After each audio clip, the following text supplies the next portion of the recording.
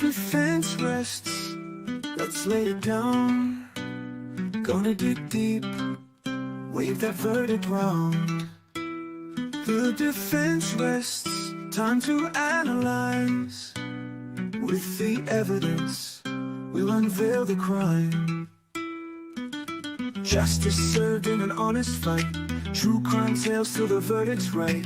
Solving more than just trivial quests, where sentences rule at the defense rests.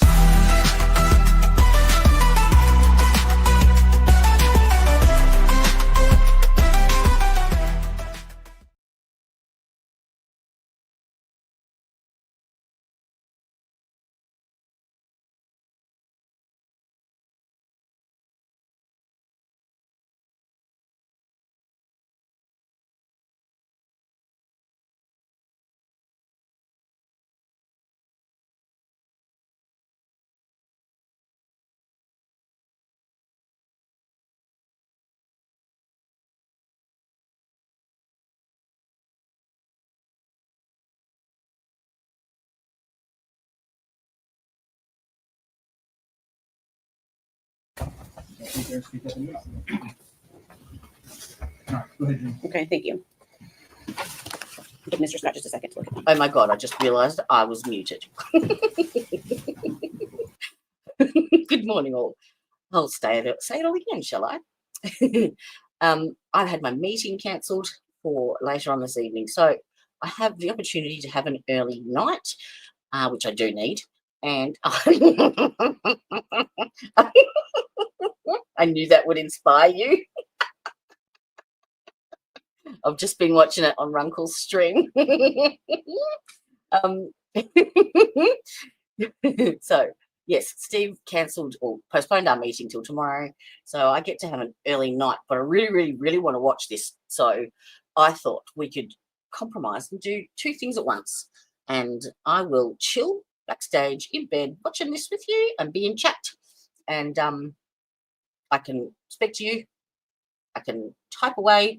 And I'll be able to watch it and not have to get dolled up.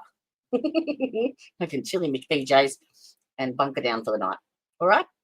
Thank you so much, Teresa. Oh, hang on. I've got to add something to that. Just wait for it. Where is it? Must be done. There. Out to the person that just gave us a super chat. This community is just the best. Love you all the best.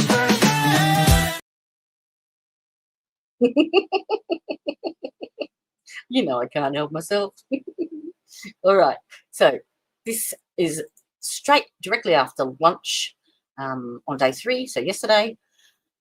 And the list of the afternoon's witnesses is in the description box. If you're interested, I can actually tell you. The first one would be, okay, now they're finishing off Erica Stacy, which was Megan's boyfriend's mum. All right, so that's the first witness back up on the stage after lunch. Stage? Yeah, okay. All right, let's get into it, shall we? Just let me know if you can hear it pass properly. your document, see if you recognize it. Okay.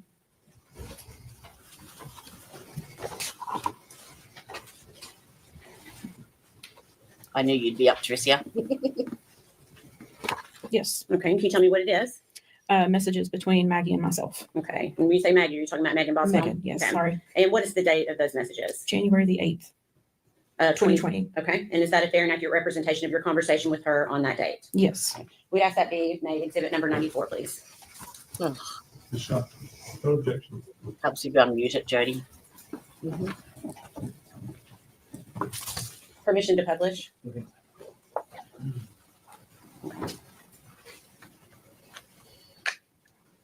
Okay, see if I can make that a little bit bigger. Okay. So what does Megan tell you at 4:34 on January 8th, 2020? That her and Aw. Hunter are for sure coming tonight, meaning church. We tried to Okay. come on New Year's, but there wasn't a service. Okay, what did you say in response? I've been worried to death about you. Are you okay? Okay, And then what did you say after that? Did you and Evelyn have a good Christmas? And then what did Megan say to you? My phone is broken. LOL. We did. Did you all? The second part of that exhibit. Stay safe, please. And then how did you respond to Megan? We sure did. I'll bring your presents tonight and give them to you. So are you and Hunter a couple? And what did Megan say in response? More or less. LOL. Ethan's leaving to go home tomorrow, so I won't have Evelyn tonight, but I'll bring her next week. Okay. And what did you say to Megan? Okay. What does Evelyn think of Hunter? And what does Megan say? She's not really been around him much because Ethan's in and has had her a lot. He won't get another break until he's out in September.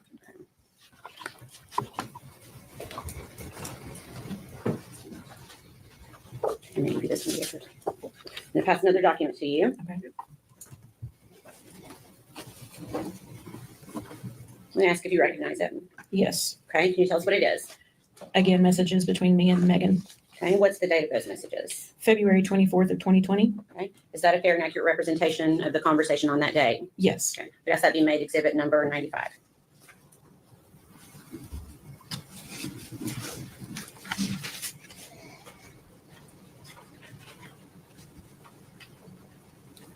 Permission to publish.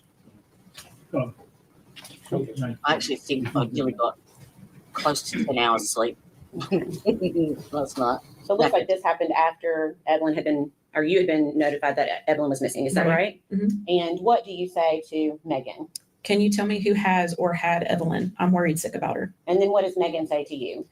My mom did. That's why TBI was looking for that BMW and she's being questioned.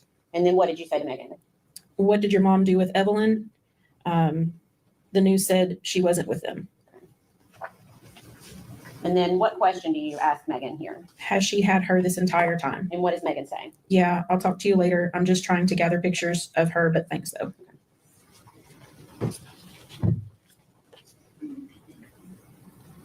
Lie Is that the loud. first time she told you something different than Ethan Yes. having Evelyn? Okay. Please answer any questions the defense has for you. Okay.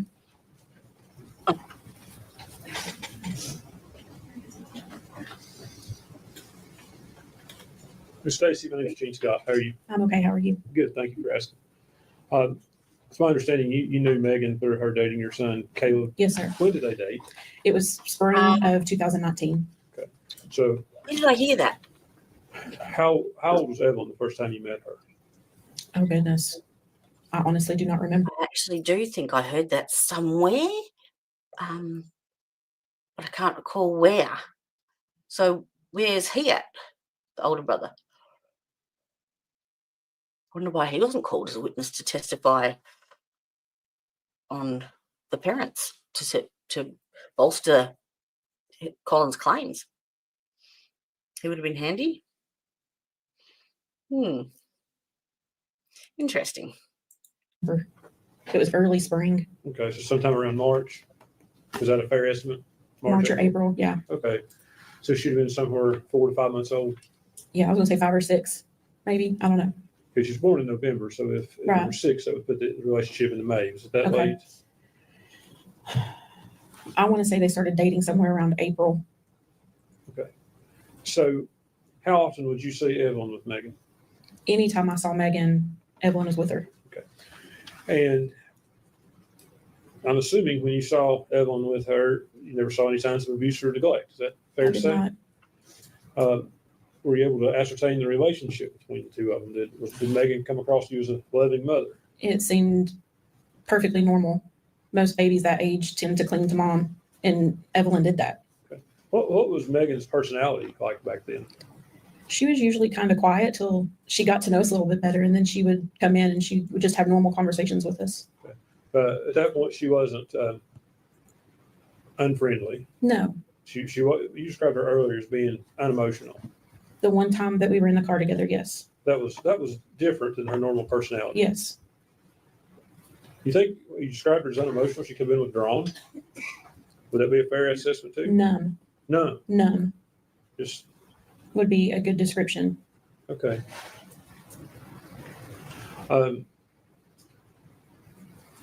Just want to make sure I'm clear. Did you ever see any interaction with Megan and Evelyn where Evelyn wasn't dressed appropriately, she was dirty, or anything like that?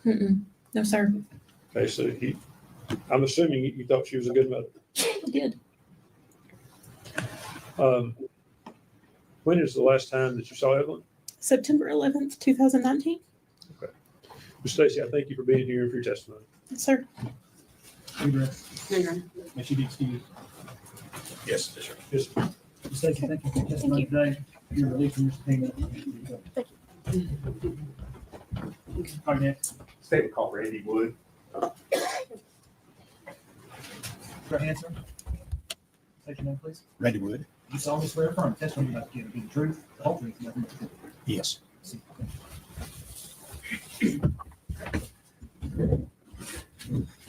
Thank you. Thank you, Judge. You're Randy Wood, is that correct? That's correct. All right. And Mr. Wood, where were you living back in 2019? Let's see, 217 Sandy Point Drive in Blumpville, All right. You said Blumpville. Was that in Sullivan County? Sullivan County. Okay. And just for context, kind of tell us where that's located. Where is It's that? located in Barefoot Landing on the lake, Okay. How about the lake out there? Yes. Behind behind the airport. airport. Okay. All right. Now, we've heard some mention earlier in the trial about Preston Hunter Wood. Is he your son? Yes, he is. All right. Now, back in December of 2019, did you open a restaurant here in Blumpville? I did. All right. If you would kind of tell us what it was and what you were serving. The name of it was Hunter T's Chicken Shack. I was the only owner of the place. It was right there on Highway 75. All right. Where I sold chicken, roasted chicken. was it? A sit down restaurant? No, or it was drive-thru? a drive-through, just like Pal's. All right. And it's over there, right across, kind of from Northeast State. Yes, Now, you mentioned you were the only owner. Did you have employees, people that worked for yes, yes. you? Okay. How many people? How many? Well, employees let's did see, you have? we interviewed, we hired everybody that filled the application out because usually there only about half shows up the day you open up. So I probably had about 12 employees. Okay. And who made the decision as far as who was being hired or not? I did. And one of those employees that showed up to apply for a job and work there, did you know Megan Boswell? I didn't know her till she filled the application out. That's the first time I met her. Okay. And did she apply for a job with you? Yes, And did you hire her? yes, And do you see Miss Boswell sitting in the courtroom here today? yes. If you would point her out and describe what she's She's sitting wearing. right over there with the glasses on. Judge, for the record, he's identified. Is that Yeah, good? records of the play. All right. Mr. Wood, what do you remember what day you opened? It was the first Monday in December and it was the second. Okay. Second day of December, is that 2019? Yes, Was Miss Boswell working that day? yes. And you mentioned you didn't have a whole lot of employees. Who was in charge of making the schedule and deciding? Jason Facette made the schedule and everything. Okay. Was your son Hunter an employee there? Yes. All right. What did Hunter do? He was mainly just an employee Okay. because Jason sort of run the place when I wasn't there. So Hunter and Megan worked there as coworkers. Yes, Did you work there at the restaurant? Were you there on a regular basis, or pretty much so, you know. Yes, so you saw Hunter and you saw Megan together at the restaurant? That's yes, fair to say? yes. Where was your son Hunter living at that time? He was living with me at that time. Okay. At your house on- Out that lake, yes. Okay. Did he have a vehicle that he drove then? Yes, he had a Ford truck what he drove. At some point in time, did you realize that your son Hunter was in a dating relationship with Megan Boswell? Well, you know, it is a weird situation, to be honest with you, because she got her car repoed one day at the chicken shack. And I made Hunter take her to the doctor that day. And, you know, because she didn't have a ride. All right. So that's how they started running around together because she didn't have a car. Okay. So at some point in time, you realize they're dating. Well, they was together a lot. Okay. Yes. Okay. You can say dating if you want to, or All right. together a lot. Yes. Okay. And at some point in time, did she come to live at your house? Well, she didn't have anywhere to go when they repoed the car. And apparently her father, what she said, kicked her out. So I let her come stay she stayed about 3 nights there. That's all she stayed. Were you aware that she had a small child? Yes. Okay. Did you ever see Evelyn? No, never saw the baby. She never brought Evelyn to work there with her at the chicken shack? When I hired her, because one of the questions is, do you have any kids? Because we work around schedules. Because you got a child, you can't work a lot of hours. So I asked her, she said, yes, I have a baby girl. I said, well, we need to work around your schedule. She said, no, the baby daddy had the child. She said, I can work as many hours as you want. And I said, okay. Did she work a lot of hours? She did work a lot of hours. Now, you said she had stayed at your house. Did you ever bring Evelyn over? The baby never was in my house. Did she ever bring any high chairs or playpens? Or No, nothing, diapers, baby bottles? nothing. Did you ever see your son Hunter around? Evelyn? No, How often did you see Hunter at that time? every day.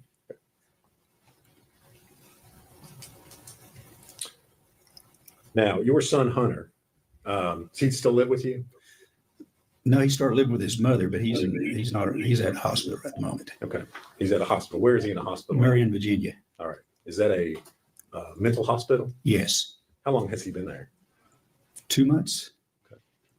What have you been up there to see him at that facility? Yes. What is his mental status this time? Well, some days he's pretty decent. Other days he don't know who I am. Would he be able to come into this courtroom and testify? No, You mentioned that he'd been there for about 2 months. yes. Had he had mental health problems prior to that? Yes.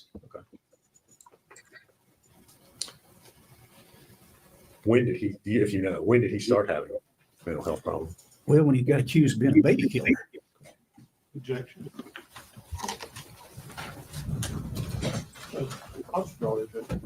I'll draw it.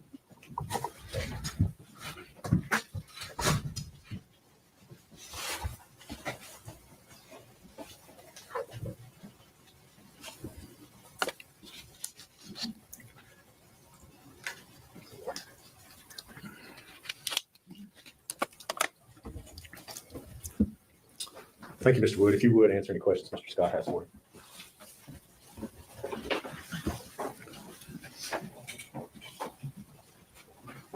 Mr. Wood, my name is Gene Scott. How are you? I'm doing good. How you doing this? I'm doing good. Take my reading glasses off. Let's talk about your son. It's Preston Hunter Wood. Is that correct? That's correct. All right.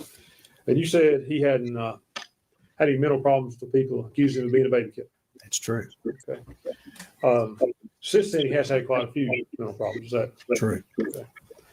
He's been diagnosed as being schizophrenic, suffered hallucinations. That's probably true. Yes.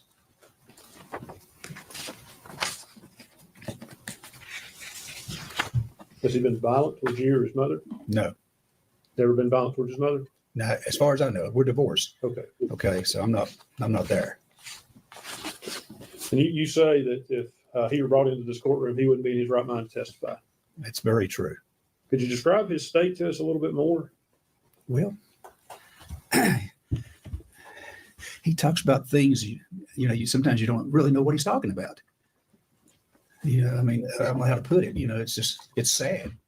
I mean, this young man was a 4.0 student in school. Now he's, I don't know if he's ever going to function in his life again. Does he hallucinate? I don't know if he hallucinates, what you call it. I don't know, what the definition of hallucinate. I mean,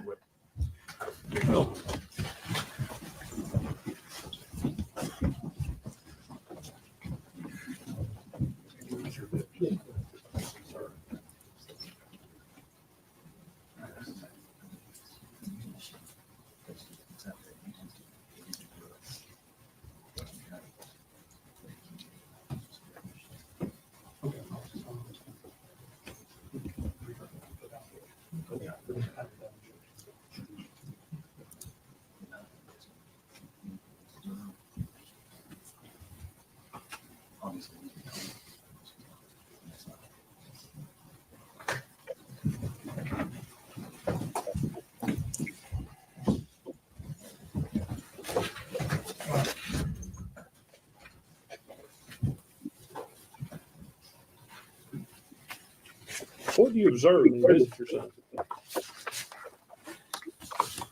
well, mainly I just talk about anything that's pleasant. I understand. Yeah. Is he able to talk with you about things that make sense, or does it not make sense to you? The things he talks about with you, does it make sense always? No. Has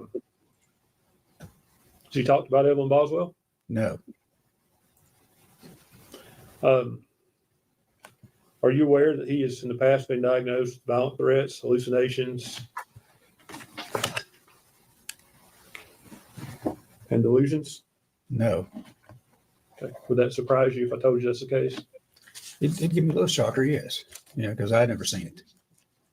So you don't know about that? I've never seen it before. Okay, I'll move on. Have you ever seen him be aggressive? No. Is there any security measures about, as far as when you visit with him, that requires him to be restrained or anything? No.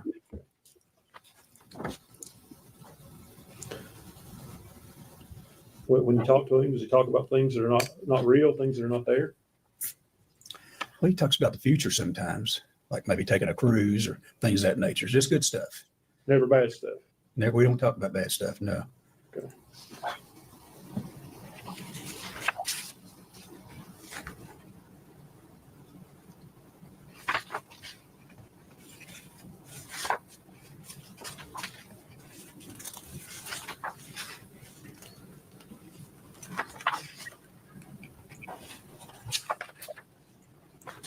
Have a minute, Judge.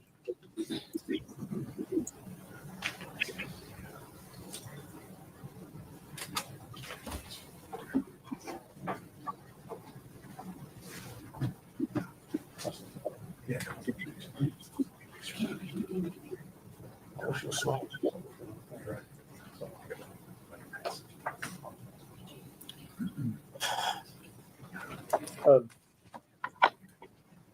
Has Hunter ever discussed anyone stealing his thoughts with you? Pardon me? Has Hunter ever discussed anyone stealing his thoughts with you? One more time, okay? Has Hunter ever told you that someone or something steals his thoughts? He usually informed me with everything. Yes, talk to me about everything. So he's told you that something, Hearsay.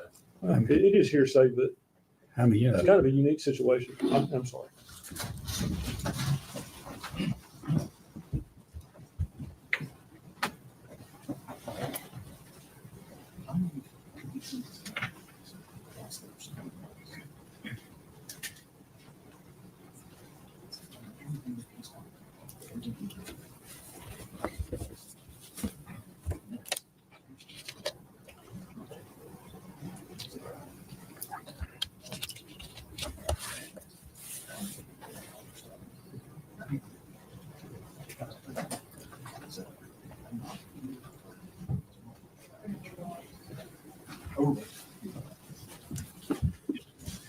Mr. Wood, can you hear me okay? sometimes I can hear you.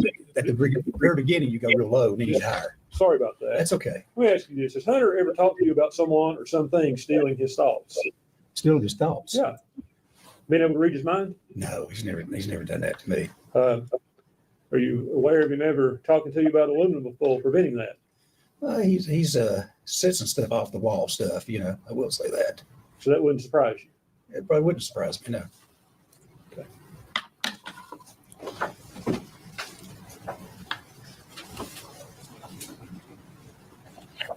Sir, I've handed you a photograph. Did you identify that photograph? That is my son standing in front of the Hunter T's Chicken Shack. You say your son, Hunter Preston Hunter Wood. Preston Hunter. Yes. Judge, we would offer that as the next exhibit, and I don't think it will fit on the projector to publish to the jury. I'll just ask that it, okay, we'll give it a try. Sorry. It would be, yeah, the only objection. No. Full exhibit 96.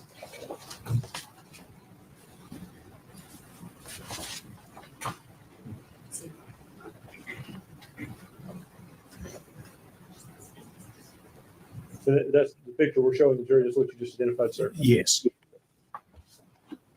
I have just one moment, Judge.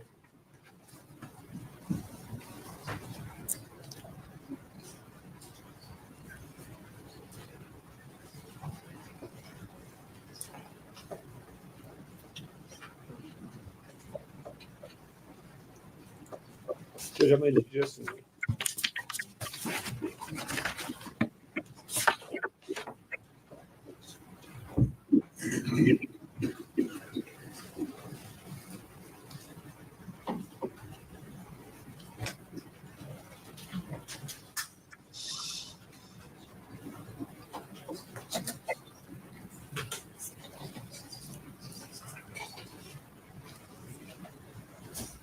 Sir, answer this only if you're aware. Are you Okay. aware of anything in his medical history about his thoughts about people or things stealing his thoughts? I'm not aware of that. Okay, so you're not aware that it's there. No. That's all the questions I have. Mr. Wood, thank you for being here. You agree? No, Maybe too. yes. Yes. Mr. Wood, thank you for your testimony. Thank you. You're released from your subpoena, sir. Here we go. Okay, thank you.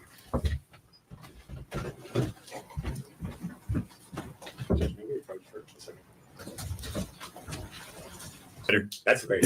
That's great. You are Ethan Perry, is that correct? Yes, sir. And Mr. Perry, how old are you? I'm 25. And where do you live? Kingsport. Do you know the defendant, Megan Boswell? I do. And how do you know Miss Boswell? We dated in high school. All right. Do you see Miss Boswell seated in the courtroom here today? I do. If you would point her out and describe what she's wearing. A white top and glasses, All right. black hair. All right. Judge, let the record reflect he's identified the defendant. Record so reflect.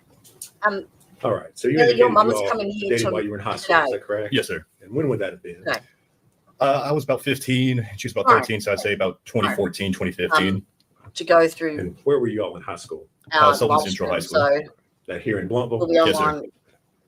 We'll be at the computer all day. How long pretty did you much. all have a dating relationship?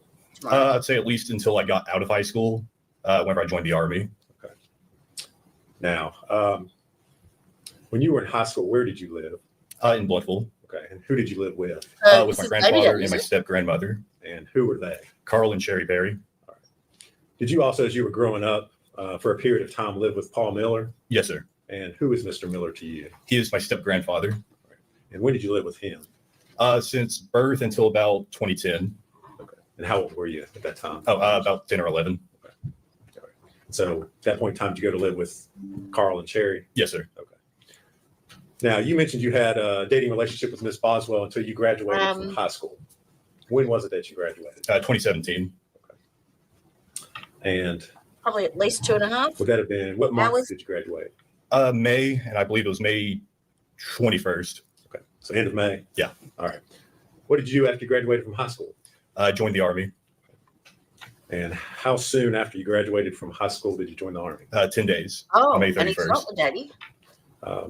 Did you go straight into basic training at that time, or? I Not thought you were straight in. ready. There were some hiccups along the way. I had some medical issues, but it was relatively quick. Yes. Where were you stationed? I went to basic at Fort Benning, Georgia, and then I was into my unit in Fort Polk, Louisiana. Did you continue to keep in contact with Megan Boswell while you were in basic training? Yes, Okay. Did you say you're still in a dating relationship at that time? I'd say so, yeah. How were you keeping in contact with her? In basic training, mostly through letters. But by the time it was over, text. Okay. Yeah. You didn't have a phone while you were. It was like once a month we got our phone, but it was only for like 30 minutes. I can't really remember any conversations that we had specifically. But you were still continuing to communicate with her the old-fashioned way by writing letters. Is that Correct. right? Okay. So as your time in the Army continued, did you continue to have a relationship with Miss Your Boswell? best Yes. excuse for something else. And at some point in time, did you come back home to Tennessee? Yes. And when was that? Probably the first time would have been in probably the winter of 2017 for Christmas. Okay, that's what I was going to ask. Yeah. All right. So you had leave. You came home at Christmas time. Is that right? Correct. Where did you stay when you came back?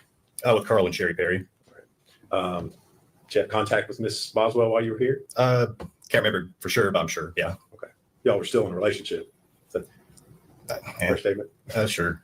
Okay. Well, it's not. Tell me. I wouldn't call it a healthy relationship, but a relationship. Yeah. All right. You saw her while you were here in Tennessee? Yeah. Okay. Now, at some time in 2018, did you learn that she was pregnant? Yes. And when was that? I would have probably around March or April. Did the two of you have any discussion about who the father of the child was? Yes. And what was that discussion? Well, it was more of whenever she announced that she was pregnant, it seemed pretty delayed. It seems like she would have known sooner. The time that I was in. But yeah. Okay.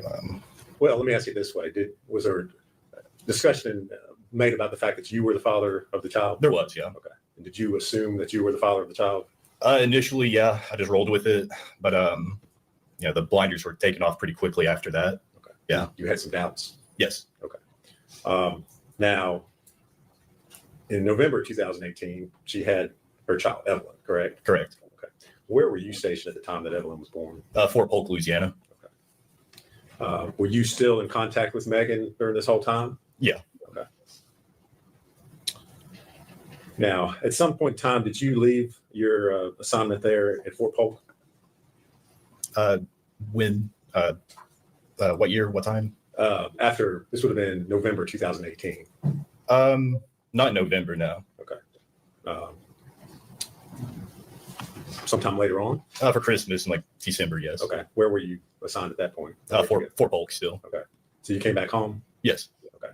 Did you see Megan and Evelyn at that time, or? I did not. Okay.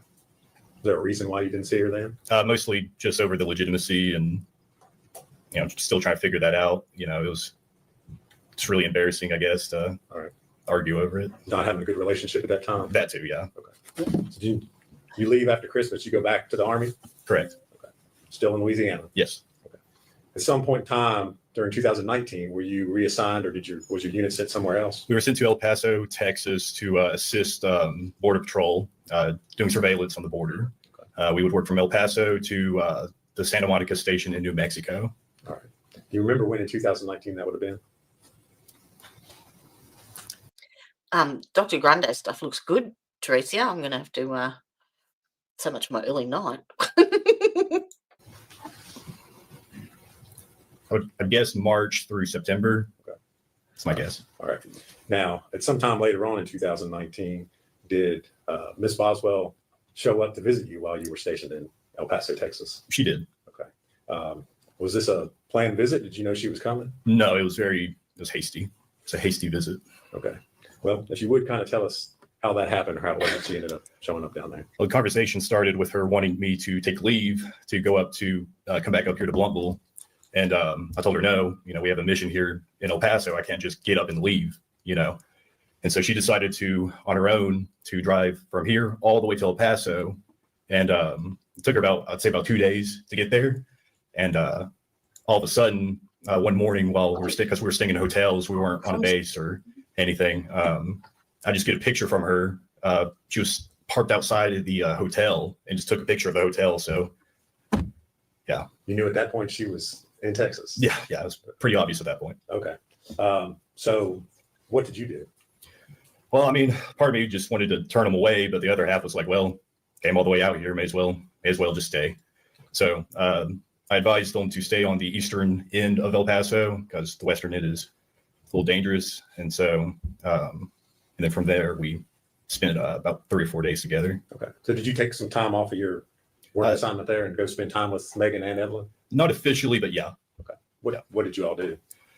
I think the first day we just hanged out in the hotel room, just meeting Evelyn, playing patty cake, stuff like that, watching her walk around. And it was mostly that. We went to the El Paso Zoo. That was I think the second to last day. And then on the last day, we mostly just hanged out in the hotel. The last thing we did was we went to an IHOP. All right. And that was the last time I physically saw Evelyn. Okay. And this is the first time that you've met Evelyn? Yes, is that correct? That's correct, yeah. Okay. She's not quite a year old at this point in time? I'm not sure. Okay. Was she walking or toddling or anything? She was, toddling, just, stumbling over herself. And okay. Yeah. All right. So at the end of the 3 days, you go back to doing your Army thing. Is that right? Okay. Where did Megan go? I believe she came back here to Bluntville. All right. After she left, did you continue to communicate with her? Yeah. All right. How were you all communicating during this time? Primarily through Facebook Messenger. All right. What sorts of things were y'all talking about? Mostly just arguing. Okay. All right. Yeah. Would she tell you things about Evelyn? Yeah.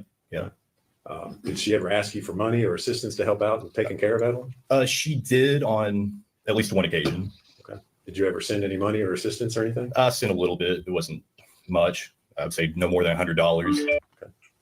Now, at this point in time, you're still assuming that you're the father of Evelyn Boswell. Is that correct? At this point, I'm still just rolling with it. No, at that point, no, I didn't assume. Okay. I had my doubts definitely at that point. All right. But you're still, I guess, interested or invested in what's going on with Evelyn. Yes. That's your statement. Okay. Now, At some point in time at the end of 2019, did you come back to Tennessee? Yes, And when was that? for Christmas. Do you remember what date specifically you might have come back? Usually leave was about 2 weeks, and I think I was here until about New Year's or on New Year's. So I'd say, I don't know, 15th to the 30th. Okay. And where did you stay when you came back to Tennessee? At Carl and Sherry Perry's. All right. Did you see Evelyn while you were here? No. Did you ask to see Evelyn while you were here? Yes. And what were you told? I was told that she had the flu because we were planning to go over to Paul Miller's for Christmas. And it made sense because that's whenever COVID started making its rounds around the country. And so it seemed like a good excuse. It made sense. Okay. And did you, in fact, go over to Paul Miller's? Yes. And did you go by yourself or did you go with Megan or how did that happen? I went with Megan. We met up at the Northeast State Community College parking lot. Okay. All right. So she should.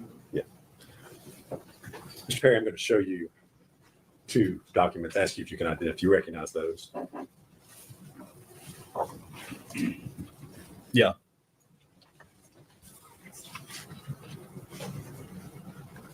Yeah.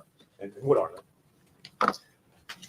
You want me to read it? No. I just want you to tell me what they are. Just generally. I was trying to coordinate to get to Paul's. Okay. Are those the text messages that you had with Ms. Boswell on December the 23rd, 2019?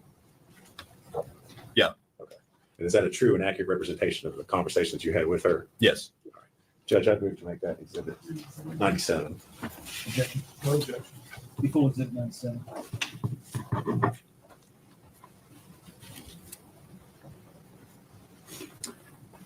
I'm asked to publish those to the jury.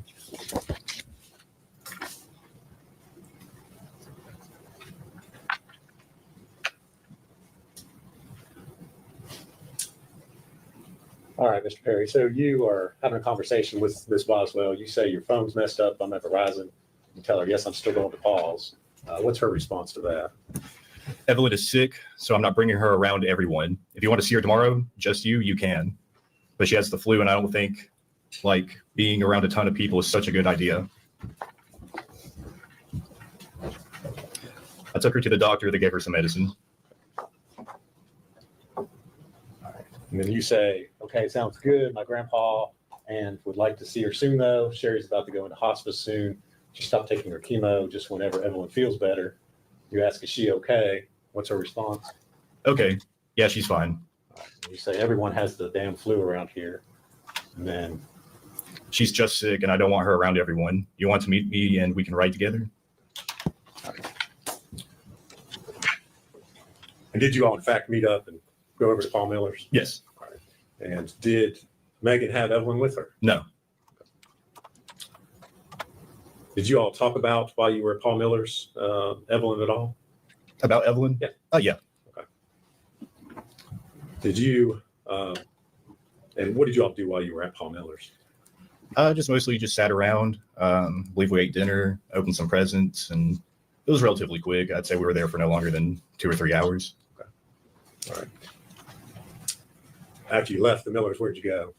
I went to take Megan back to her car at the Northeast State Community College parking lot. Did you all have further conversations while you were here on leave? I believe so, yeah. Okay. And again, were you trying to see Evelyn while you were here? Yes. Okay. Were you, in fact, ever to see Evelyn? Able to see Evelyn? No. Okay. Did you see Megan again while you were home? Yes. Okay. And when was that? Can't remember the exact date, but it was after Paul Miller's. Sherry and my grandfather Carl bought her some gifts, Evelyn some gifts, some baby food, and little stuff like that. So I asked Megan to come over to my place and just pick them up. Okay. And you indicated you were staying there with Carl and Sherry Perry. Is that correct? Correct. And did Megan come to their house? She did. All right. And did you talk to her? Did you give her those items you just described? Or Yeah. The conversation was relatively short. I just gave her the gifts, and she told me that she was going to go to, I believe it was Pigeon Forge with Hunter Wood. Okay. Was Evelyn with her when she came to pick up those items? No. Did she say where Evelyn was? Chances are she said, but I don't know for sure. Well, if you don't know her, remember, that's fine. Yeah. Okay. How long was she there picking up those items? Like 10 minutes. All right. So did you have further communication or conversation with Megan Boswell while you were home? After that, it seemed like the conversation pretty much ended altogether. Were you all still communicating by text and Facebook? Yeah. Okay.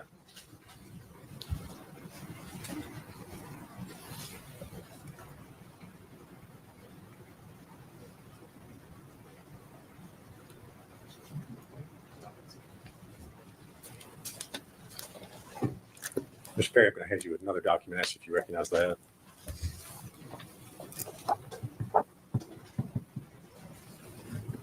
I recognize it, yeah. And what is it? It's Megan stating to me that her father just kicked her out of the house again, and that she won't have Evelyn back until she gets a place to stay. Okay. And then she said, "Never mind, I'm sorry." All right. The next day.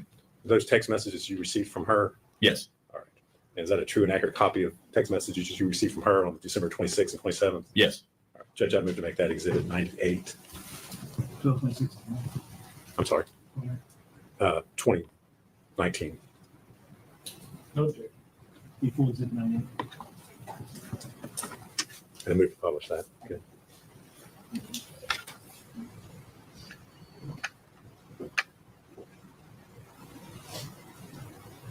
And Mr. Perry, she sent those messages to you. You did not respond to them. That'd be correct. Correct. Is that somewhat normal for you sometimes? Yeah. Okay.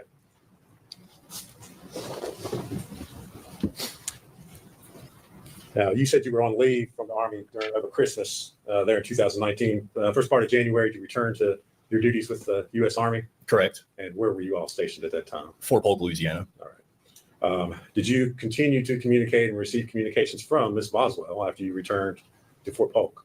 It was pretty rare, but yes. And specifically, do you remember getting a message from Miss Rachel Owens? Yes. And without telling us what she said, did you, as a result of what you were told, communicate with Ms. Boswell? Yes. Okay.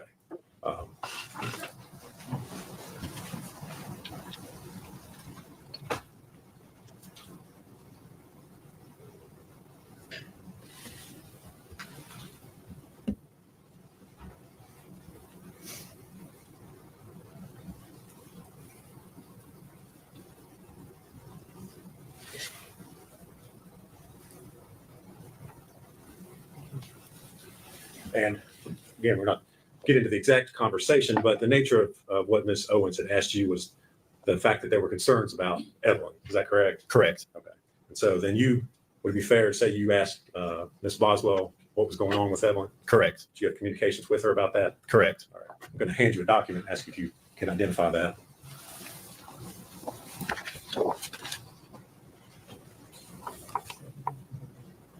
Yeah, I recognize it. What is it, sir? It's her stating that just to Well, ignore. hold on. Don't read it Sorry, yet. No, sorry. you're fine. Is that, and I'll lead you a little bit. Is that the text conversation that you sent Ms. Boswell after you had your communications with Ms. Owens? Yes, this is her response. Okay. Yes. And is that a true and accurate depiction of the messages that you sent her? Correct. All right. Judge, I move to make that exhibit 99. Go. Full exhibit 99. And I believe the date on that is January 19th, 2020.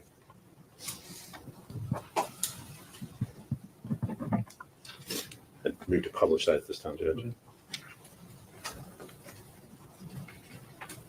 Okay. So you messaged Ms. Boswell about the fact that you have concerns. Ms. Owens has expressed concerns about Evelyn. And her response is just ignore her. I've not talked to anyone in my family in weeks. Literally, I've cut all ties with them. That's why she's not seen her. She and Dad cussed me out. Dad took my car from me in the middle of work, left me in a bind and shit. Fuck them. They aren't my fucking family. They never were to begin with. That's what she said. All right. Did she ever tell you anything else about Evelyn or where Evelyn was? I can't remember. Okay. All right. So that was January 19th of 2020. In February of 2020, did you receive some phone calls? Well, let me ask you this. Were you still in the Army, still at Fort Polk at that time? Correct. Okay. Did you receive some phone calls from family members? I can't remember. Okay. Did you receive some phone calls by the Department of Children's Services here in Tennessee? Yes. That surprised you? Yes. Okay. I did. All right. And without saying what they said, why were they contacting you? For the whereabouts of Evelyn. All right. Did that surprise you? Yes. And why was that? Because, well, I didn't have Evelyn, and that's what they were asking. If I had her, or if I seen her, or the last place that, where do I think where she would be, stuff like that. All right. Were you then contacted by investigators with the U.S. Army? Yes, I was contacted by the Central Investigation Division, CID. And kind of tell us what happened with all that. Well, initially, I got my officer of my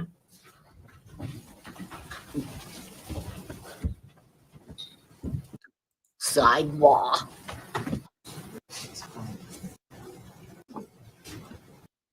All right. Mr. Perry, if you would go ahead, in the middle of telling us what happened as far as your investigation there by the Army. So initially, I got contacted by my NCO in my company, and he told me that. Well, don't tell him what he said. Okay. Just tell us what happened to you as a result of. Okay. I was contacted by CID. They wanted to set an appointment for after lunch, and so I went back to my barracks room, to get ready. I still had no clue what was going on until I got the call by DCS, and which they were asking about the whereabouts of Evelyn, and so. Which I gave the response. I don't know, all that. Were you interviewed by interrogators there? Yes. For hours? Yes. Okay. Did you cooperate with them fully? Yes. Did you allow them to search your cell phone? Yeah, search my cell phone, take DNA, search my barracks, and search my car. Okay. So investigators searched the barracks looking for Evelyn? Correct. In Fort Polk, Louisiana? Correct. Okay. Was Evelyn there with you at your Army base there in Louisiana? No. Has she ever been there? No. With you? No. Okay. Did you cooperate fully with law enforcement in providing consent to search, provide DNA, anything else that was needed? Absolutely. Everything that I could. Okay. The only time you ever saw, when was the only time you ever saw Evelyn? Was in El Paso. Okay. That one time when Megan showed up? Yeah, just out of the blue. All right. Did you cooperate with law enforcement in determining the paternity of Evelyn Boswell? Yes. All right. Were you the biological father? No. Okay. All right. So the one and only time you see Evelyn is in 2019 before you came home for Christmas. Is that right? Correct. Okay. Thank you very much, Mr. Perry. If you would answer any questions, Mr. Scott has. Mr. Perry, my name is Gene Scott. How are you today? Doing good. How you doing? Good, thank you. I have just a few questions for you. How many times did you actually see Evelyn? I saw her in El Paso through a span of 3 or 4 days. Okay, was that it? Yes. Okay. And you said Megan just showed up at your hotel while you were staying there with the Army? Correct. Sent you a picture? Yes. You told her where you were staying? Correct. Okay, so that's how she would know to find you there. Right. And what did you all do over those 3 days you spent there? Majority of the time was spent in the motel or hotel, whichever it was. And then we went out to eat. I think we just went out to pick up food. We went to the zoo and we went to IHOP. Did Evelyn appear healthy to you? Yeah. No signs of abuse or neglect? I wouldn't say abuse. I mean, I saw like a small bruise on her arm or her leg, but she was starting to learning to walk. So I just assumed that's what that was. Most likely a child fall down before you walk. Right. Kind of thing. Yeah. Megan engaged with her? I mean, did she talk to her, appear to love her to you? Repeat that. Did she appear to love the child, Evelyn? If you know. I don't know. Okay. Was she normal? She clean when she brought her there? Yes. Yeah. Okay. No issues with that? No. No neglect issues that you saw? No. Okay. That's all the questions I have for you. Thank you. You ready? No, Your Honor. See, where you go. Yes, sir. Yes, sir. Mr. Perry, thank you for your testimony today. You're released from your subpoena. Good afternoon. Your name is Carl Perry, is that correct? Correct. What city do you live in? Elizabethton. Okay. And do you know Ethan Perry? Yes, that's Okay, go ahead. My Who's he to you? grandson. He is your grandson. Okay. And at some point, did Ethan live with you in your home? yes. Okay. And was that also in Elizabethton? No, at that time, it was at 280 Lester Road, Bluntville. Okay. And how old was Ethan when he lived there with you? See, he came to us in about the 8th or 9th grade, and he lived there until, he spent 3.5 years in the military up until he went in the military. And then when he came back another year or so, then he went out on his own. Okay, so he came to live with you in about the 8th grade?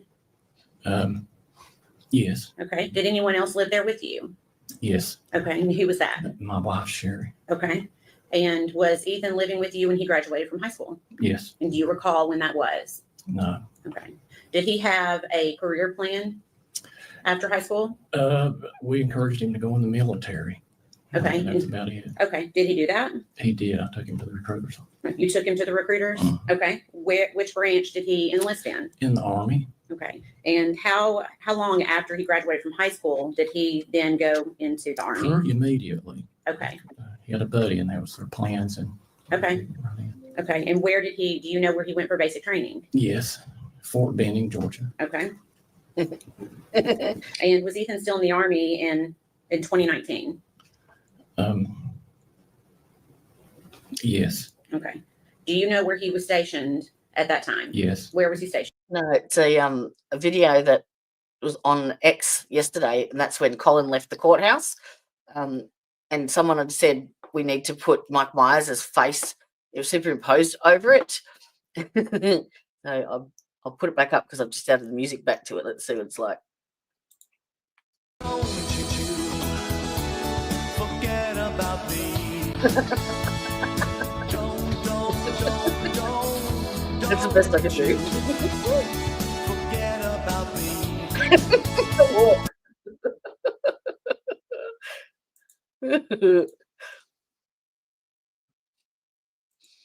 You won't, Fort I'll get a, Polk, Louisiana. Okay. I'll get a copy And do you know what type of housing he was in there? I don't. I know he stayed in the barracks with the rest of the guys. That's about all. Okay. Did Ethan come to visit during the holidays that year of 2019, 2019. the Christmas holidays? Yes, Christmas. I Okay. think they come in. Okay. And do you remember how long he got on leave from the Army to stay? I don't. It seemed like it might have been a week or 10 days or something. I don't know. You think maybe 1 week to 10 days? I'm not sure if it's Okay. that long or not. Okay, that's okay. And then after his leave, then did he go back to Louisiana? Mhm. Okay. While on leave, where did he stay?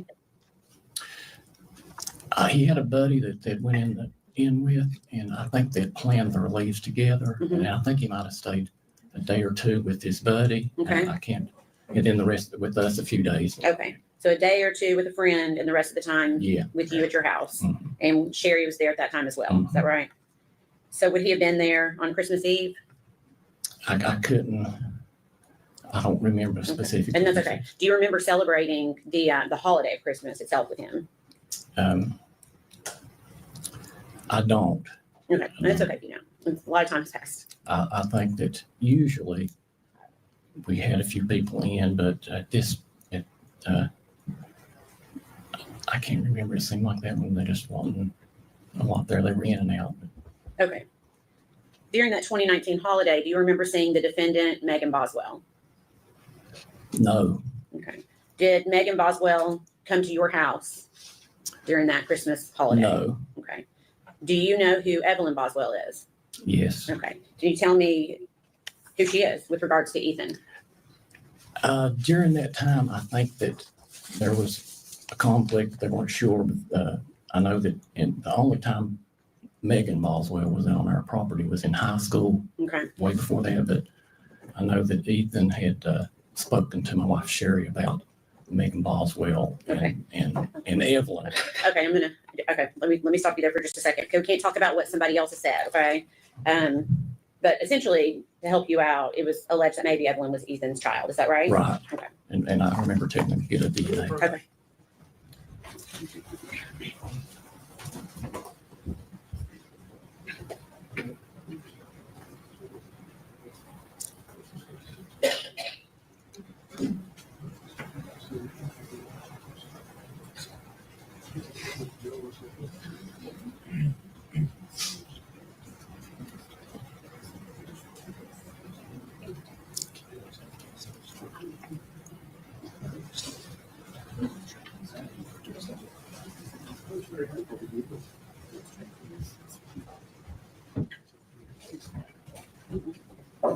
Okay. Go ahead, Jim.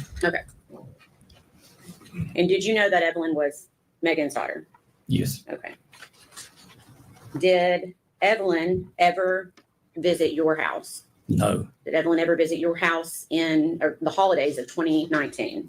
never. I was gonna say, Yeah, I agree. never seen Evelyn. Okay. Did you ever babysit Evelyn? Absolutely not. Did Evelyn ever spend the night at your house? Absolutely not. Did your wife Sherry, to your knowledge, ever babysit Evelyn? Never. Okay. She'd never seen Okay. Evelyn. Had you ever met Evelyn?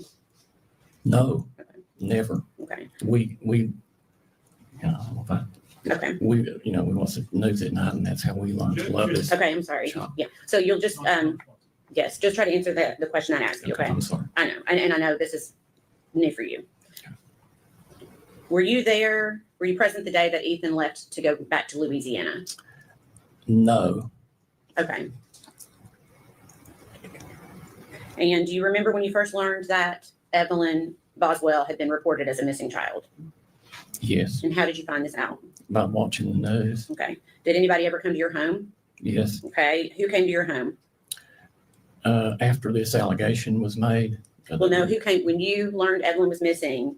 Did anybody come to your home? No, Okay. No one ever came to ask you any questions about no, Evelyn? not until this allegation was made. Okay. What happened then? Who came to your home? Just reporters from all over Okay. coming. Okay.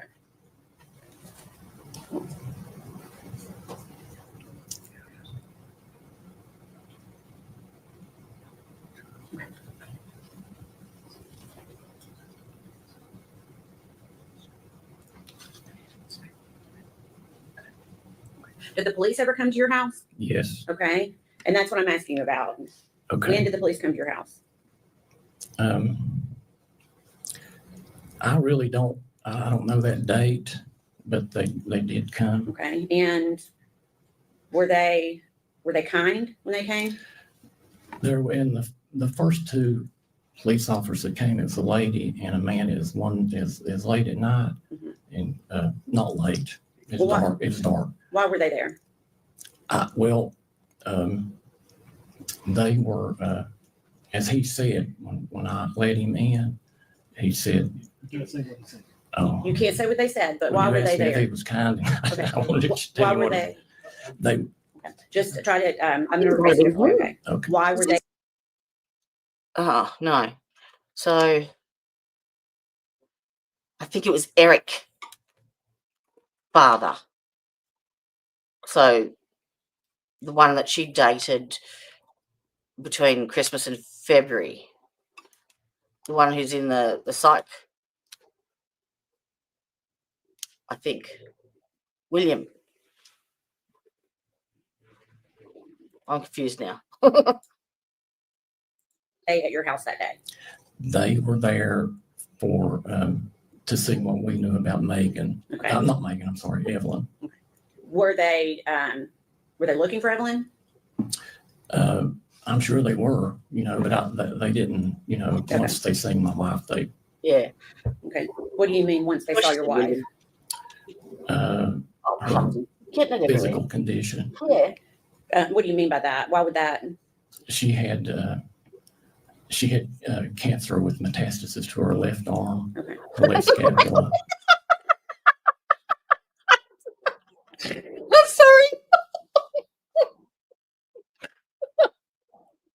I'm laughing at the CCs.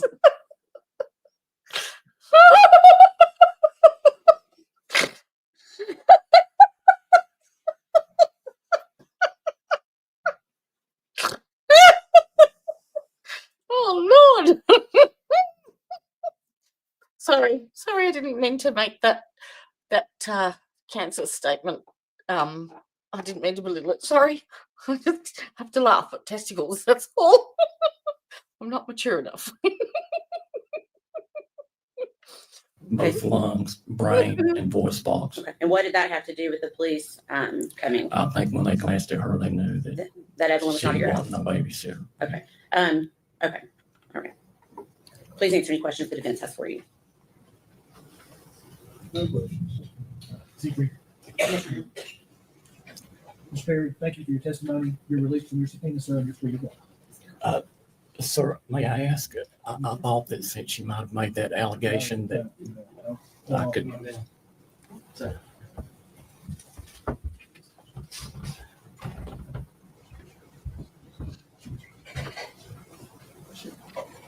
Ready? Yeah. Okay. Michelle Gilliam.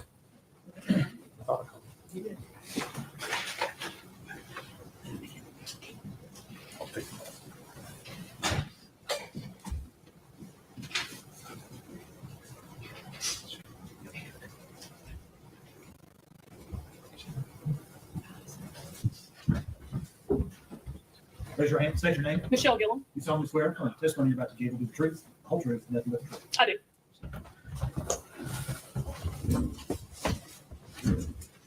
Good afternoon. Hello. If you would state your name for the record, please. Michelle Gilliam, And where are you employed? the Sullivan County Sheriff's Office. And what is your current assignment there at the Sheriff's Office? I am a lieutenant over internal affairs. Lieutenant Gilliam, back in February of 2020, what was your assignment at the Sheriff's Office? I was a detective in our criminal investigations division. And within the Criminal Investigations Division, did you have a particular set of crimes that you worked or investigated? I did. During my 7 years in the detective division, I worked the child abuse and child sex abuse crimes. All right. And so on February the 18th of 2020, a report came into the Sheriff's Office regarding a missing child by the name of Evelyn Boswell. Were you aware of that call? I was. All right. And were you in the office at the time that that call came in? Yes. If you would kind of tell us what you did as an investigator on that particular day. On that day, another detective met response when the call come in, which means that they just went out to the residence to check on the child, to check her well-being, see if she needed any attention, anything like that. And then I met response actually in the office with Megan Boswell. Okay. And the detective that met response, would that have been Tracy Haraz? It was. Okay. And do you all work with the Department of Children's Services when these referrals first come in? Yeah, so when a DCS referral first comes in, the Department of Children's Service investigator is the one who initially gets it and then sends it to law enforcement. And we team up with them and we meet response together, which in that case was Jimmy Lewis and Tracy Haraz. They went to the residence of Megan Boswell to check on Evelyn. Okay. At some point in time, did Detective Haraz and Jimmy Lewis arrive at the Sheriff's Office? They did. After they went to Megan's residence, they came back to the sheriff's office with Megan for her to be interviewed. And then that's when I met up with her. Okay. Now, were you involved? Did you interview Megan initially? No, the initial interview was conducted by Jimmy Lewis and Tracy Haraz for a brief time before I got to the sheriff's office. All right. And then I took over. Okay. Did you discuss with them what was going on in the case? Did you before you went in to talk with Megan, did you all share information? Me and Megan, or me and You and Detective Haraz? we did briefly, and pretty much all that conversation looked like was that Evelyn is missing. Okay. So I guess when you went in to talk to Megan for the first time, what was your approach to interviewing her? What were you trying to? I didn't have much information, so I just started from the very beginning, as I would with any case, with the basic info of names, addresses, and things like that. All right. And this interview, where was it conducted? In our sheriff's office, the interview room. All right. And is your interview room, is that equipped with audio, video recording devices? It is. And was your interview in fact recorded over there? It is. Okay. Did you, as the interview went on, did you have doubts or question what Megan was telling you about Evelyn? Yes. During the interview, just some of the things she was saying, it just wasn't adding up or making sense. Okay. What was your concern, or what was your, I guess, the point of your investigation initially? What were you all trying to Figure out where Evelyn is. Okay. All right. This interview that you had of Miss Boswell, did you have an opportunity to review that interview and watch the recording I did. before coming into court here today? All right. And the recording that you watched, was that a true and accurate copy of your interview that you had with the defendant? It is. Judge, I would move to introduce that. I believe we are Exhibit 100. Objection? No, sir. We pull exhibit 100.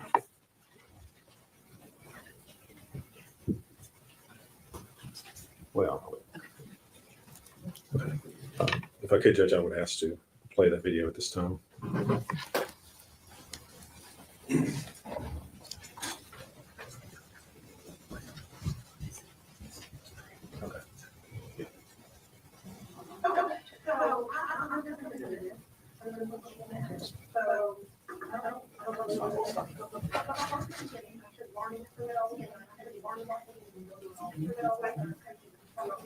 Hold on a second. Hold on. Pause it. It won't pause.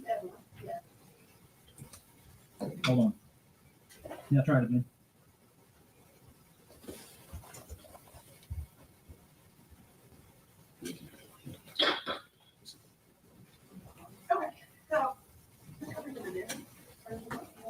So, I don't really know the name. So start from the beginning. I'm sure you've already went through it all with Tracy, but just start from the beginning and go through it all. Right? Can y'all hear? Yeah. Okay, well, I'm ready. Okay, so baby's Evelyn. Go ahead and pause it. Let me figure out the line. She'll be 50 months about 3 days.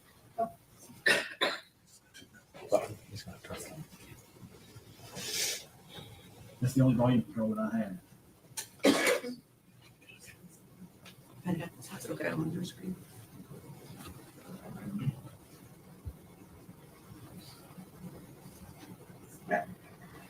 When did you have it?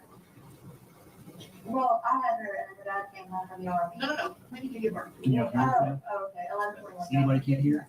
And, did she come over to you? Yes, I was foster care, so I had to sign, what do you call it? I don't know if you know. It was like I was placing. I don't know what, there's no master volume switch up there that I have, that I know of.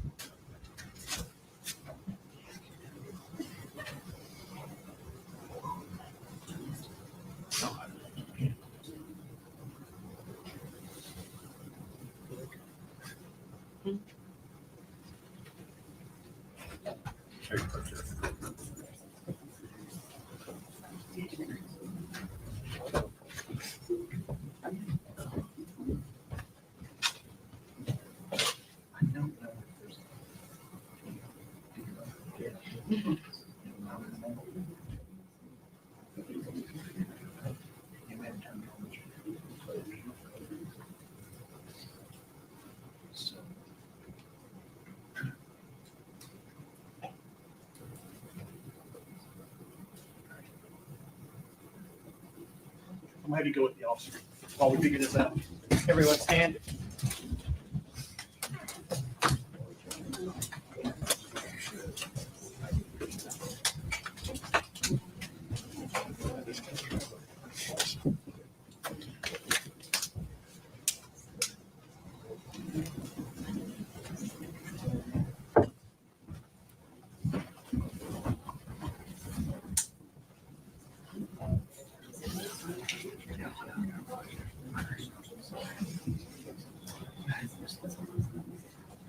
Be seated.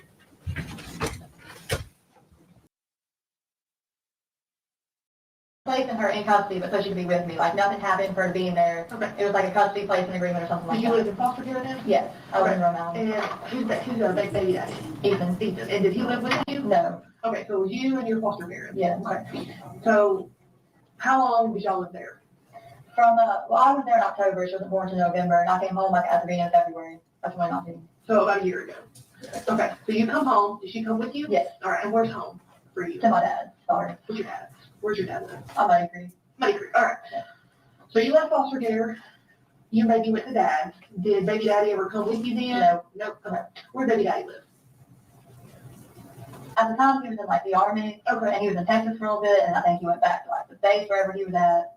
Okay. So where's the RN now? Well, they said he's in Louisiana, so I guess that's where he's at. Okay.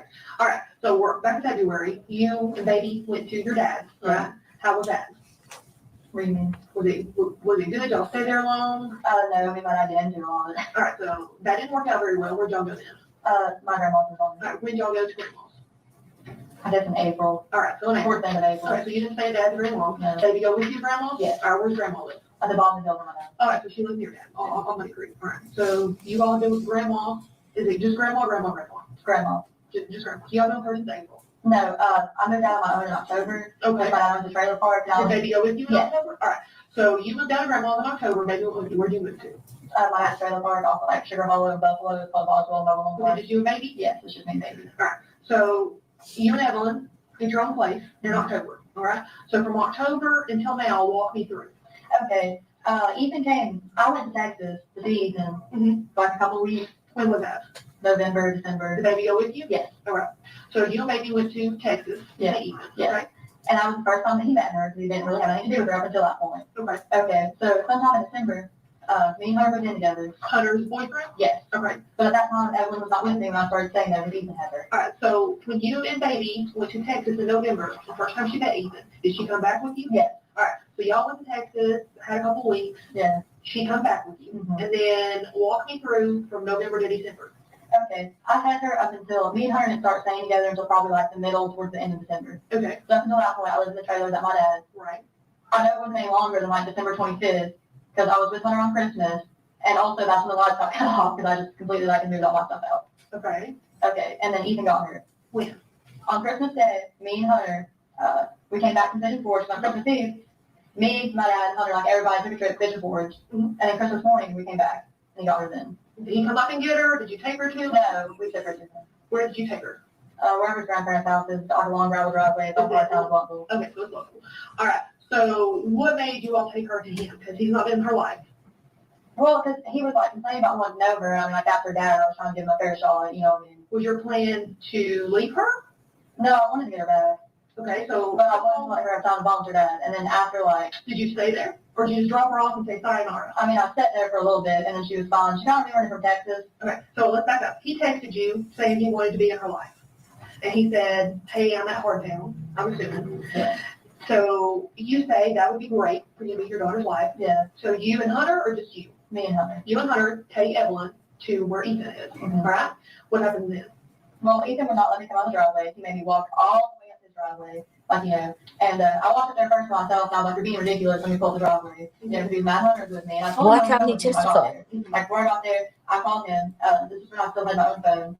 I called him, and I was like, hey, like, I'm gonna come up there. You know, he got her some stuff for Christmas. I was like, okay, that's fine. I went to my brother's and got what he had gotten her for Christmas and stuff, you know, and I was like, I'll send it with you. I'll get her clothes and stuff, and we'll go up there. You know, I was like, that's fine. I was like, Hunter's gonna come with me. And he's like, okay, that's fine. I get there, and he's like, no, I don't want to come on the driveway. Okay. So at first I walked up there by myself, you know, I tried to talk to let me pull up the driveway. They really didn't walk her up there, you know what I'm saying? Walked myself back down, got her out of the car, and went back up there. Okay. And then I sat there for maybe like 23 minutes, she was fine, I left. When you Well, and that'll Hunter do it. took the baby there, did you and Ethan have a talk about how long she was going to be staying with him? So you took your baby, correct me if I'm wrong on any of this, Okay. you took your baby that you cared for since the day she was born to her dad's house that she's had nothing to do with, and you stayed for 30 minutes, and he was being an ass, made you walk all the way up the driveway, it was being difficult, and you left your baby with this man. Well, I mean, I trusted him, so I was like, it's her dad. So just because it's her dad, you trusted him, and he's not been in her life at all. Well, I mean, I tried to give him benefit of the doubt. But I don't think Ethan's a bad person. But this is your baby. Well, You see where I'm coming from? I see that, but like, you also have to understand that was like your dad. Okay, so I'll give you the benefit of the doubt. I'm sorry, I'm not trying to argue with you. I No, know no. sometimes I am, but Well, like, this story, I feel like you're being honest, but there's a big chunk that you're not telling us, and I'm just gonna call it like it is, okay? Something within the story has happened. There's a huge chunk that you're just not telling us. I think you took her to me, probably around that time, but there's something missing, and we've got to find that missing piece, okay? And just looking at you, I can tell something ain't making sense. Can you gather that? Okay. She gathers it too. So you leave her at with Ethan on Christmas, all right? Walk me through from Christmas till okay, he talked to me like the next day, and then he kind of stopped like talking to me, not answering the phone, you know, and he got mad, and he got drunk, and he told me he was gonna come kill me, because he does that. when was this? New Year's, I think. All right, so he had the baby. Did you try to get the baby back? I went by where I picked her up, and she wasn't there.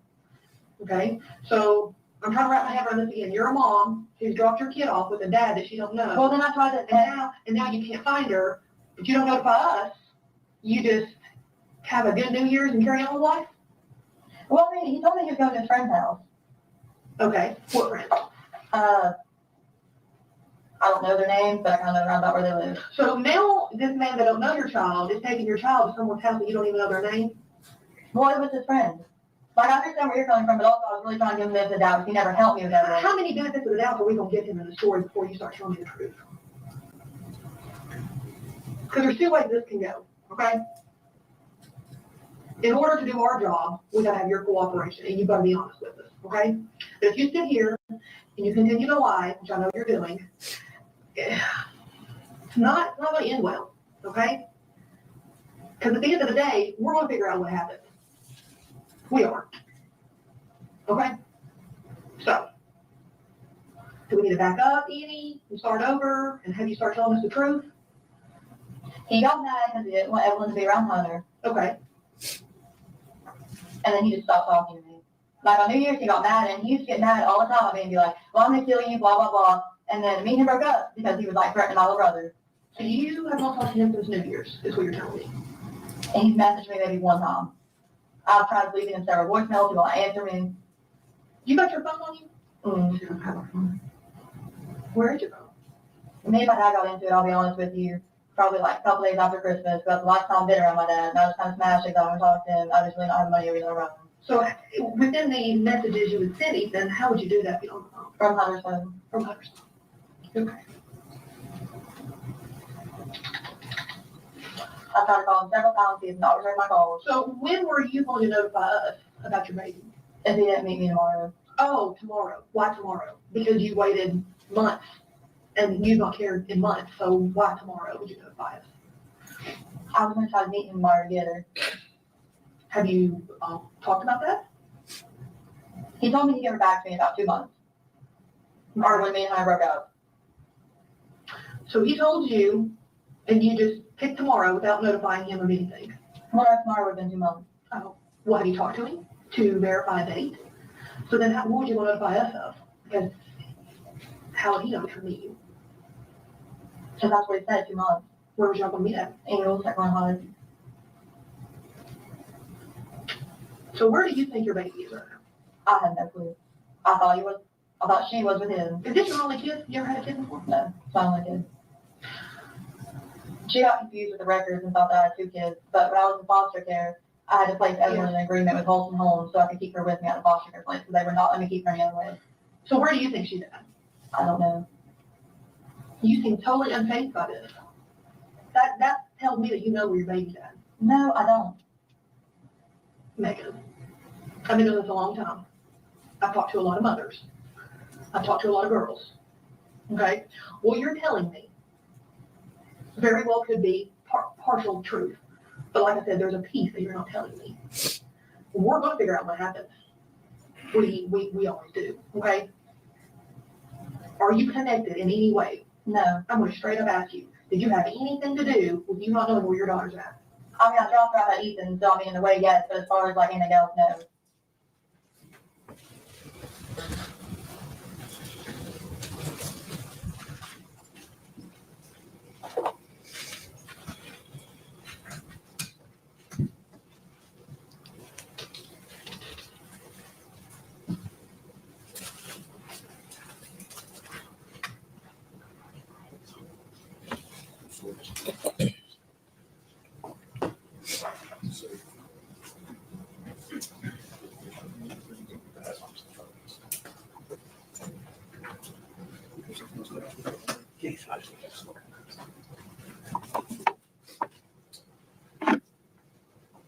You're ready to continue, Judge. Lieutenant Gilliam, in addition to interviewing the defendant on February 18th, 2020, did you continue to work on the investigation into the missing child? Yes. Okay. And on March the 6th of 2020, were you present when investigators learned that there was evidence that had been located at the residence of Tommy Boswell? Yes, I was on scene. Okay. And so did you go to his residence? I did. Okay. Where was that located? Off Muddy Creek. And what was it that you did once you arrived there at Tommy's property? We received consent from Tommy to search a storage shed and connecting dollhouse type structure. Okay. And were there other officers that assisted you in searching that property? Yes, there was 3 others. Okay. And did you in fact search that shed area? We did. All right. And what types of things did you find that were of evidentiary value there?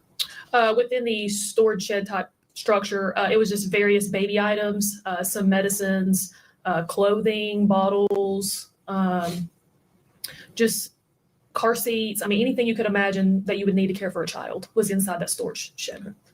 How did it look or appear? I mean, how were they placed in there or how were they in there? No, it was very disorganized, just not in any sort of organizational structure. It was just kind of thrown in there. Things were upside down, boxes turned over, clothes just appear to be thrown in there. No sort of structure at all inside.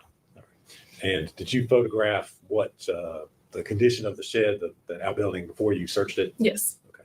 And Did you all remove anything or any items from that shed?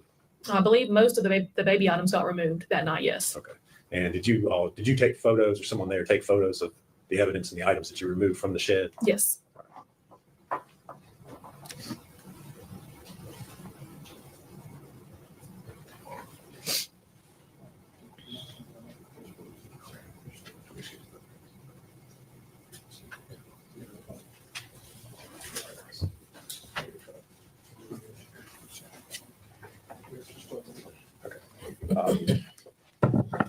Lieutenant Gilliam, I'm going to hand you some photographs and ask you if you recognize them. Mr. Scott's still going through some of them, but if you would go ahead and take a look at those, see if you can identify what's been handed to you.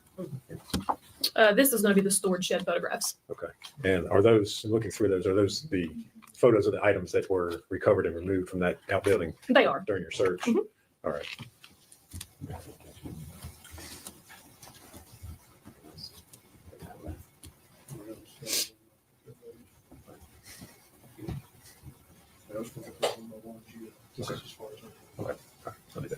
Okay. You would. Okay.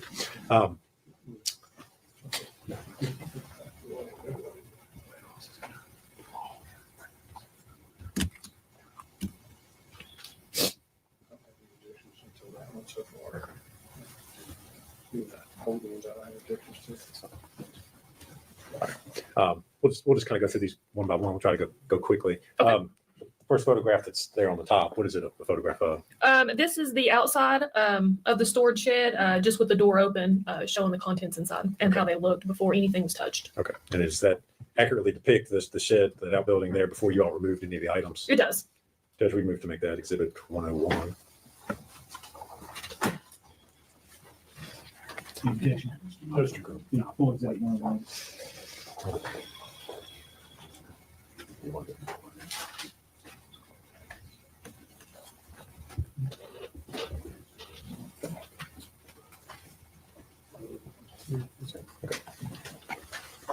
All right. And the next photograph, what is that a photograph of? This is inside the shed. Again, just showing the various items. There's a swing top thing and looks like a bag of clothes and some more baby All items. right. And again, is that a true and accurate photograph of the? It is. Exhibit? Judge, we move to make that exhibit 102. Exhibit 102. And the next photograph. Same type thing inside the shed. This one is showing a picture of a bottle. It still actually has a little bit of milk in it. Is that a true and accurate photograph? It is. We can make that 103, Judge. Be 103.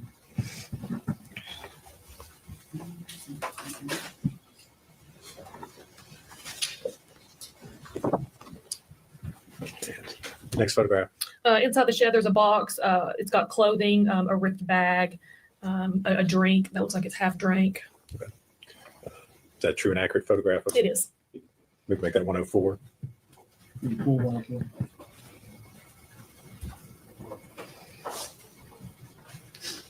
Next photograph, please. Zoomed in on that box. It shows the nipple to a bottle. It looks very dirty. Okay. And again, is that photograph taken before anything was removed? That's before anything was touched. All right. True and accurate photograph. Yes, sir. Move to make that exhibit 105. Full exhibit 105. Scott, I'm sending you to the scene if you have any objection. That's correct. Next photograph, please. This is an even further zoomed in picture of the dirty nipple to the bottle in the box. All right. It's a true and accurate photograph. Yes. Move to make that 106. Full exhibit 106. And the next photograph. This is an item just used to take care of a baby in everyday needs. It had been removed from the shed. It's like a squeegee type thing. Is that true and accurate photograph of that item? Yes, that one right there had been removed from the shed before the picture was took. But it was located in the shed. It was. Judge, we move to make that 107. Full 107. Next photograph. This is a yellow bottle. Again, there's still liquid inside of it, and it's dirty. That was located inside the shed, and it's a true and accurate. Judge, we move to make that exhibit 108. 108. And the next photograph, please. This is going to be baby clothing. It appears to be like shorts. It had been removed from the shed before the picture was taken. Is that a true and accurate photograph? Yes. Move to make that exhibit 109. 109. And next photograph, please. It's a picture of just right inside the door of the shed. You see a little onesie laying there on the ground, various diapers, a pillow with some sort of stain on it. Is that a true and accurate photograph of those Yes. items? Make that 110. Dirty, Judge, please. dirty bitch. Ill. 110. What did I say? 110. It really must be Betsy's getting late. because you just came in the shower with me. This next one's going to be a close-up of the onesie. It shows a stain on the inside where her boat would have went. Is that a true and accurate photograph of It that is. item? We have to make that exhibit 111. 111. Next photograph. This one is of the pillow and a blanket inside the shed, both with various stains on them. Is that a true and accurate photograph of those items? Yes. Just one Make that false exhibit 112. button and it could be a full nude. This next one is just going to be a close-up of the pillow and the Just blanket that I can't just unsee that. described. Is that a true and accurate photograph? It is. We have to make that exhibit 113. Which one is it, 113? Next photo. This one's going to be of a cloth bib, again with various stains on it. Come on, show us. That been located inside the shed. Yes, inside the shed. Judge, we move to make that exhibit 114. Next photograph. This is going to be inside the shed as well. It's just showing kind of what all was thrown in there. Looks like a cat carrier, some bibs, cloth bibs, diapers, and I believe that's going to be one of them diaper dispenser things there in the corner. Is that a true and accurate photograph? It is. We have to make that exhibit 115. Next photograph, please. This is as well going to be inside the shed before anything was touched, and it's just showing various things that was thrown around in there. Looks like this is going to be a smart pump, some more clothes, and diapers. Judge, we move to make that exhibit 116.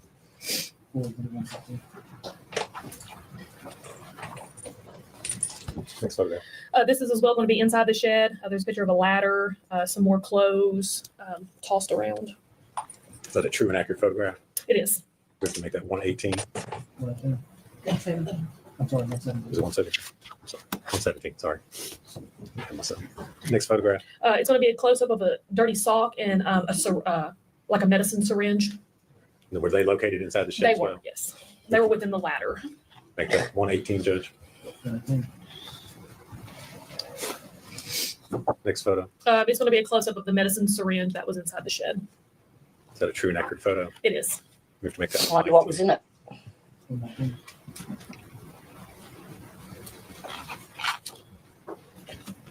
Next photograph, please. These next couple are taken from outside the shed once they had already been removed. And this is a picture of a baby swing, and it's got just a whole bunch of stains on it. All right. Is that a true and accurate photograph of what it looked like? Yes. We have to make that exhibit 120. 120.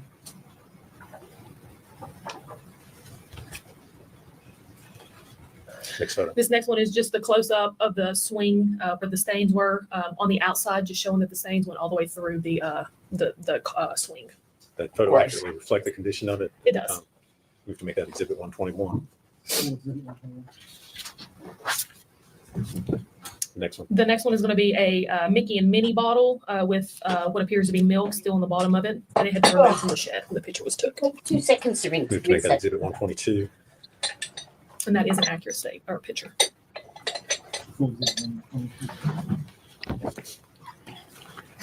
Next photo. It's just a close-up of the exact same bottle, just showing you about how much liquid was in the bottom of it when we took it out of the shed. You all did not in Yeah. any way empty it, manipulate it, do anything No. else before you. All right. We have to make that exhibit 123. Next photograph. This is the onesie that I was talking about at the beginning. I don't know if y'all remember me talking about a onesie that was laying on the floor of the shed. This is going to be a close-up of the onesie once we removed it from the shed. It shows that there's brown stains toward where her butt would have been, and there's yellow, orangish stains toward the collar of the onesie and the sleeve. We have to make that exhibit 124.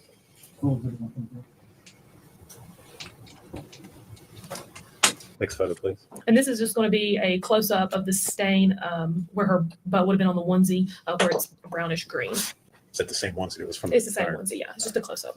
We have to make that exhibit 125. Next photograph. Just various baby toys that was found from inside the shed that we removed. The true and accurate photograph. Mhm. Yes. We have to make that exhibit 126. I'm thinking mold, curdled cream, all that. Next photo. The next photo is going to be the medicine syringe that we removed from the shed. We have to make that exhibit 127. What was it, 127? Next photo. It's going to be a bottle that we removed from the shed, and it's discolored with some sort of brown substance. Is that a true and accurate photograph? It is. We have to make that exhibit 128. What was it, 128? Next photo. It's just going to be baby pants that we removed from the shed. We have to make that exhibit 129. What was it, 129? Next one. It's going to be the cloth bib that I talked about in a prior picture that we removed from the shed. Is that a true and accurate photograph? It is. We have to make that exhibit 130. 130. It's going to be a little baby sweater with various brownish, yellowish stains on it. Is that all? So obviously she didn't wash any clothes. She just chucked them all in the shed. Dirty bitch. Next photo. It's going to be a close-up of the baby clothing. Same item as in the previous. Yes, same item. We have to make that exhibit 132. What was it, 132? Next photo. Little baby shorts. It says 6 months old for the size. They're dark blue. And again, were those found in the shed? They all were, yes. We have to make that exhibit 133. What was it, 133? Next photo. It's just going to be the top of a baby bottle. Is that a true and accurate photo? It is. Make that exhibit 134. What was it, 134? Next photo. It's going to be a baby suction that we removed from the shed. We have to make that exhibit 135. What was it, 135? Next photo, please. A baby blanket that we removed from the shed with yellow stains on it. Is that a true and accurate photograph? It That is. item?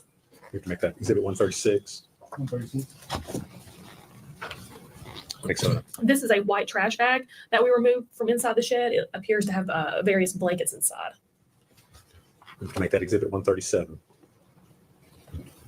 What was it, 137? Next photo. It's going to be the contents inside that white trash bag, and it looks like it's going to be a couple blankets and a cloth bib. And have those items been removed from the bag that they were originally in? Yes, they were removed from the bag. We have to make that exhibit 138. 138. Next photo. It's going to be a child toy. It's a little pink bear we removed from the shed. We have to make that exhibit 139. What was it, 139? Next photo. It's going to be baby pants. They're light blue in color. Is that a true and accurate photo of that item? It is. We have to make it exhibit 140. What was it, 140? Next photo. It's going to be a cloth bib that we removed from the shed with various stains on it as well. We can make that exhibit 141. What was it, 141? Next photo, please. It's going to be a red blanket we removed from the shed. We have to make that exhibit 142. What was it, 140?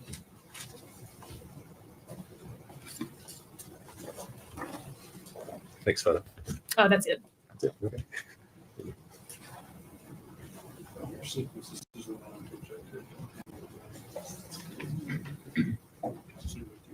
Yeah.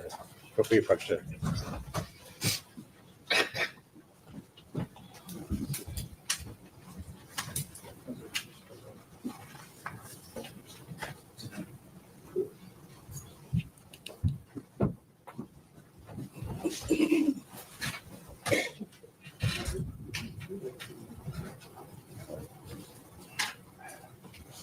Okay. How many more there are?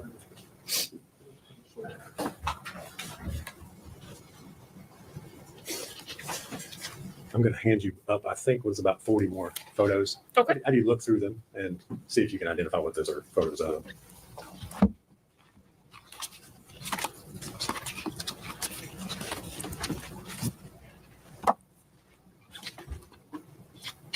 These all appear to come from inside that storage shed. Okay. Are they true and accurate photos of the items that you all removed and took from the shed out at the Boswell property that night. Yes. Judge introduce them individually. I think that will take us numbers 143 through 181. I know it takes a long time, but I try to keep a list. Okay. So later in the trial, we have to go to a specific photograph. Can we just have her go through them individually? All right, that's fine. All right. Sorry, back up, Lieutenant Gilliam. You wait for the first photograph there. Tell me what you're looking at. It's going to be another medicine syringe. Judge, we make that 143. Actually, if there's no objection, they'll all be moved in with their respective number. So I don't have to, you say 143, I have to say it. They're all going to be full exhibits. Just read the number when you get it. Okay. So you'll know what it is. Okay. That way I can keep writing it down. Okay. That's fine. Next photo, please. It's going to be a pink bottle with various brown stains on it. We have to make that 144. Next photo. It's various baby clothing, cloth bibs, and a toy rattle. We have to make that 145. This next one's going to be just a closer view of those exact items I just described. Yeah, The same picture, just 145. zoomed in. And we have to make that 146. Next photo. Just various bottles and the caps of bottles. We have to make that exhibit 147. Next photo. A little Mickey and Minnie sweatshirt for a baby. Move that in as exhibit 148.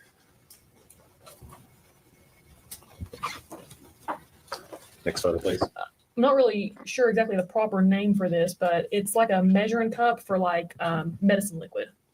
Is that a true and accurate photo? It is. Make that exhibit 149.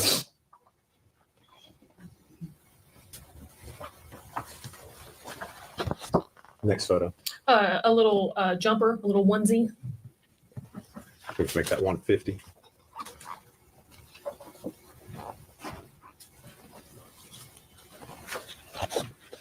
Next photo. The pillow that I described in the first set of photos with the brownish stain on it, that's going to be that pillow removed from the shed. A picture of it. We have to make that 151. Next photograph, please. Another little onesie. We can make that 152.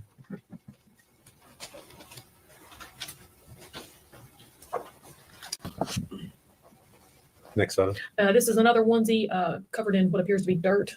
We have to make that 153.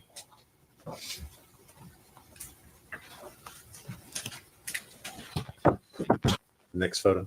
This is another onesie. It's got some various stains on it. We can make that 154.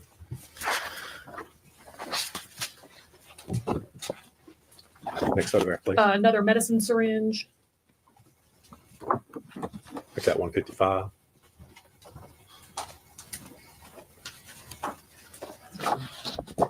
Next photo. This one's going to be another onesie. It's black in color with gypsy princess on it. 156.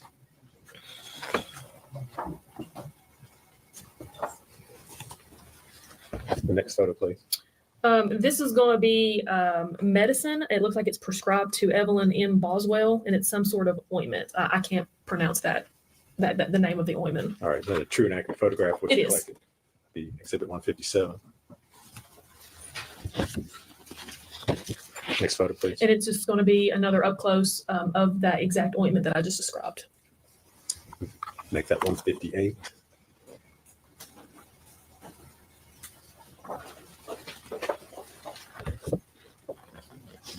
Next photograph, please. The tube of the ointment was brought out of the packaging, and that's what this is going to be a picture of. It looks like it's supposed to go in the eye. We have to make that exhibit 159.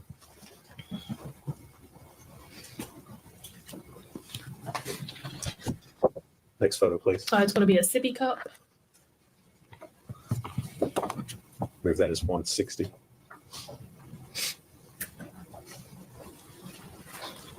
Next photo. Another sippy cup. This one's pink in color. Make that 161. Next one, please. It's going to be a close-up of that pink sippy cup that I just described. Move that is 162.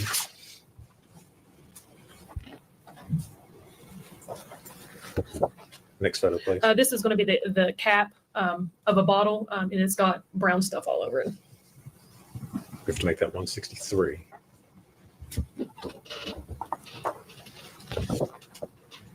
Next photo. It's going to be a passy. Exhibit 164. Next photograph, please. 2 baby spoons. We have to make that 165.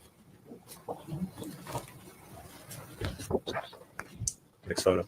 This is going to be a diaper bag that is unzipped, but all the items are still inside untouched. And it appears to be some medicine, a Mountain Dew can, some diapers, and just various things that I can see so far. We have to make that exhibit 166. Next photo. This is going to be the medicine inside the diaper bag. It looks like it's going to be children's Tylenol. Make that 167.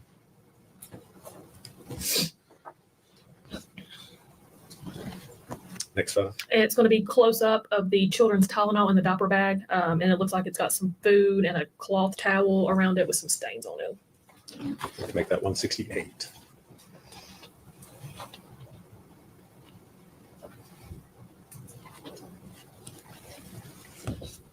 Next photo. This is going to be another picture of the inside of the diaper bag showing the same thing, the Mountain Dew can with the cloth towel. There is no Make excuse. that 169. That it is pure laziness. Next photo, please. This is going to be a children's spoon, and on one end of the spoon, it is got black residue on it. We have to make that number 170. Yeah, you should be disgusted.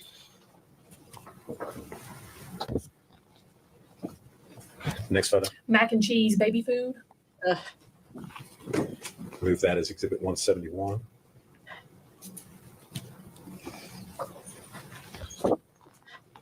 Next photo, please. This is going to be some sort of tissue paper with brownish red stains on it.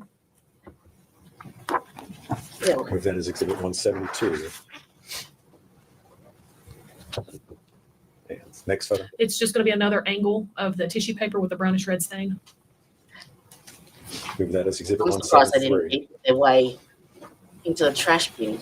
Oh, Next photo. It's going to be a suitcase with various clothing items inside. Move that as exhibit 174.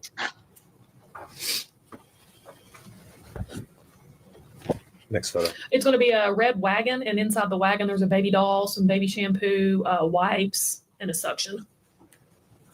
Move to make that exhibit 175. yeah, probably.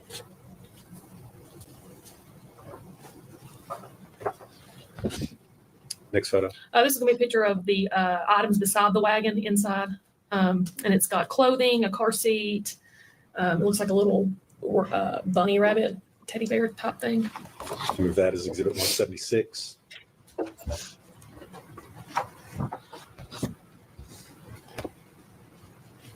Next photo. This is going to be inside of another diaper bag, and it's stained with brownish, reddish type substance. Move that as exhibit 177. About half an hour left of today. Next photo. This is a cardboard box, and inside the box is several white bags. Move that as exhibit 178.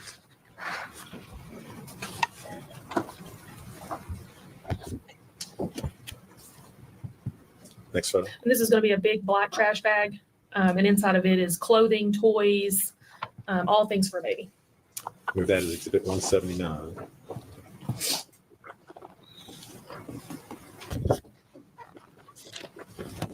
Next photo. It's going to be 5 tubes of diaper rash cream. Move to make that exhibit 180. You've got a bath in it. Next photo. It's going to be a Maybe Mickey check the Minnie blood blanket laundry with detergent, a Dawn. brownish red stain in the middle. Move to make that exhibit 181.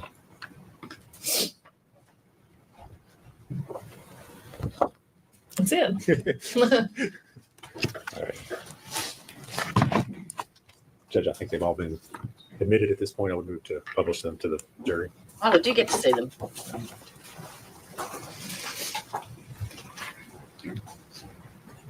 that's a good or bad thing. Take the deal, I put up what's been introduced to Exhibit 101. What are we looking at there? That's going back to the very first picture. It's going to be outside the shed when the door was opened, exactly how the contents were when the door was opened, untouched. Okay. You all had not moved anything at this point? No, sir.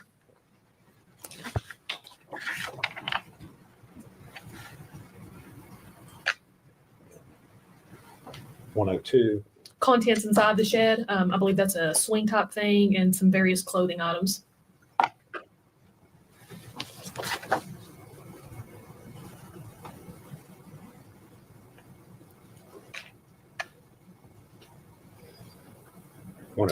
That's going to be the contents inside the shed. There you can see a Mickey and Minnie bottle with some liquid still inside. I reckon if they don't convict her of murder, they'll at least convict her of And child that's going to be neglect. a cardboard box with clothes and a bag on top. 105. That's just going to be a close up of that cardboard box, and it's kind of showing you there the top of a bottle.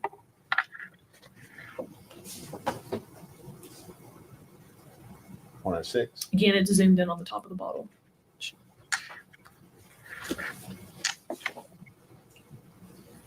That's going to be 107. sorry. That's going to be the suction thing that we removed from the shed. Was that for sucking out their nose or their throat? 108. That's seen going to be a that. bottle that we located inside the shed.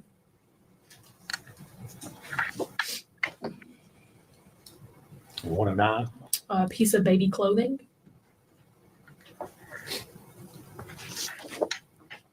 Absolutely. My 110. bed's covered in. That's going to be a onesie on the floor of the shed, blankets, along with they get a washed pillow every there on the second day. left-hand side. Are those the items that are sitting below the pillow? Can you tell what those are there? Looks like diapers. Or are you talking about right below the pillow? Yes. Yeah, those are diapers. I think you have a laser pointer sitting beside you there on the stand. Looks like Oh, yes. Sorry. If you could, on the screen up there, point out where we're talking about. Right here, diapers. All right. And that's going to be the pillow, and then there's the onesie. And Exhibit 111. That's the onesie I described, and these are the stains that I talked about. 112. It's going to be the pillow with the brownish stain, and then a blanket. I reckon it's stank in there. Ugh. Can you imagine? 113. Again, it's the same picture, just a little bit closer up to show you that pillow and blanket. There's 114. going to be a cloth bib right there on the floor. Did you all collect that? Oh, we did. 115. Again, just showing you the contents there on the floor of that shed. And for the items that you collected, did you collect all the items that were identified as, or how did you make decisions as far as what you collected? No, we collected the cloth bib and then this little article of child's clothing. Pretty much anything baby related went.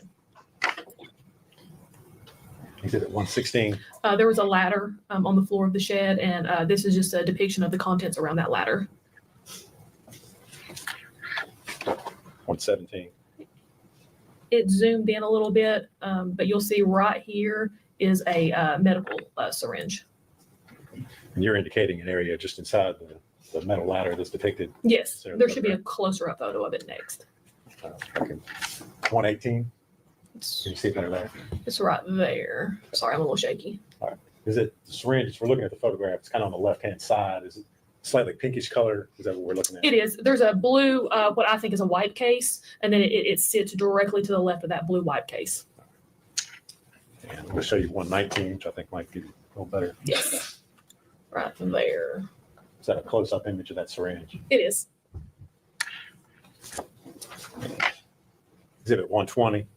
That's going to be the child swing that was taken from inside the shed. 121.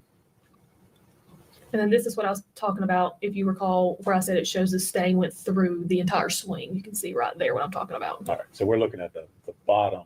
We're looking at the photograph. That's the bottom, the base of the. Yes. Okay.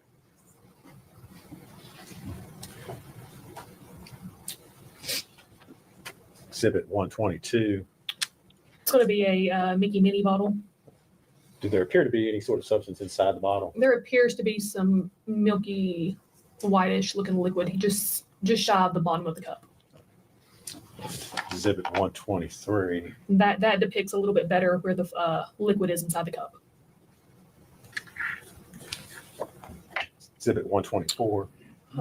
This is going to be the onesie that was on the floor of the shed. I see a stain on the cuff there of the arm, the collar up here, and then of course right toward the bottom. And looking at that same item, I believe, exhibit 125. Yes, that's going to be a close-up of the stain. And is that, yeah, you lifted the flap there on the bottom of the outfit. Is that what we're looking at? Yes, that's exactly what it is. Exhibit 126. Just various baby toys.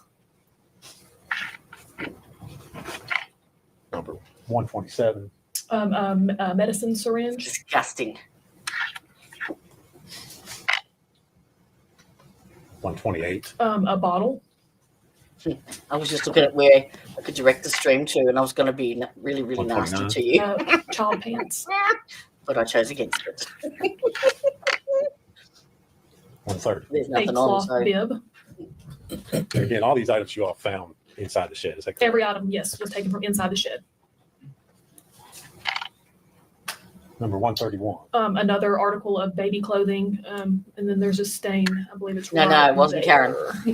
Let me show you 132. That'd be okay. Give a little better view.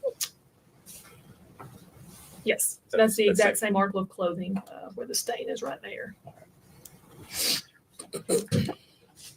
Exhibit 133. Baby shorts. Number 134. The I top couldn't of the decide which bottle. one.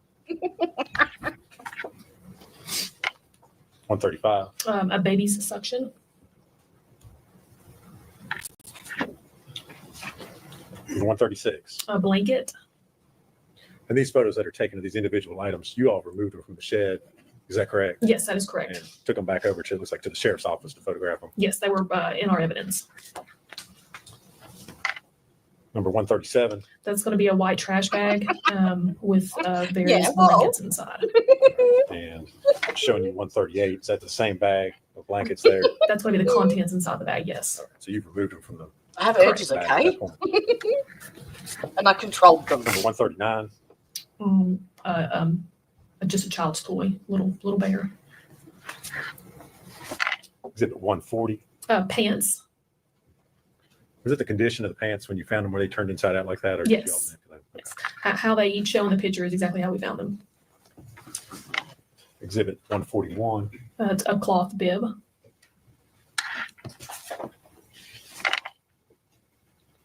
Number 142. A red blanket.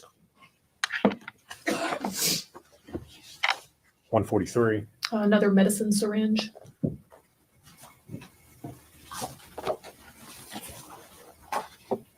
144.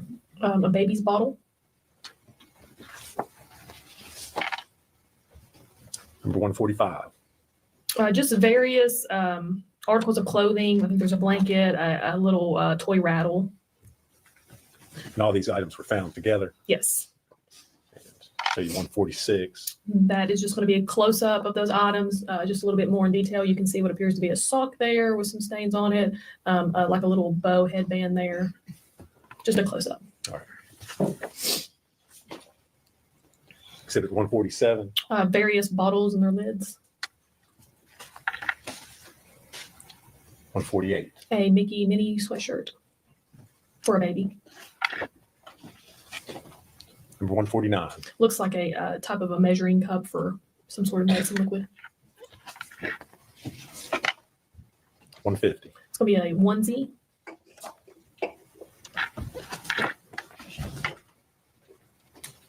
$151. That is going to be the pillow from inside the shed once it was removed.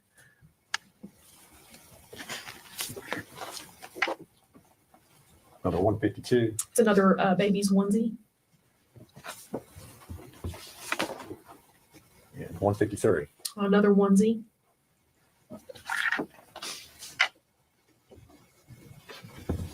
$154. And that's going to be another onesie with various stains. You can see it toward the collar here and then more toward the bottom. Number 155. Medicine syringe.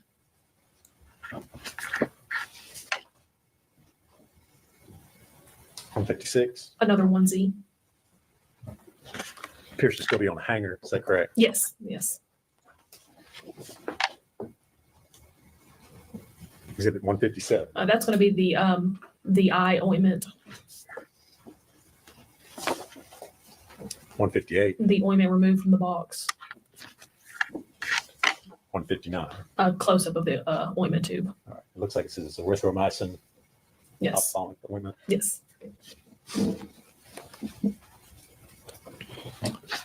160. A sippy cup. 161. Another sippy cup. I just 162. And that's Wide just going to be a Russian close up dettol. of the previous sippy cup. 163. That's going to be the lid of a sippy cup. It just shows the various stains on it, the blackish brownish stains. 164. A passy. 165. 2 baby spoons.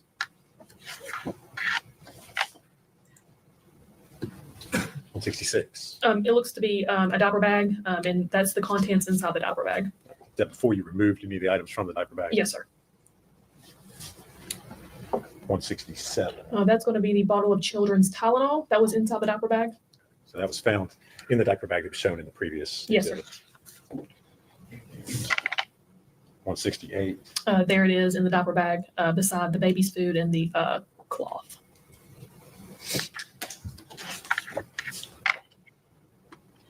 169. Just another angle of inside the diaper bag.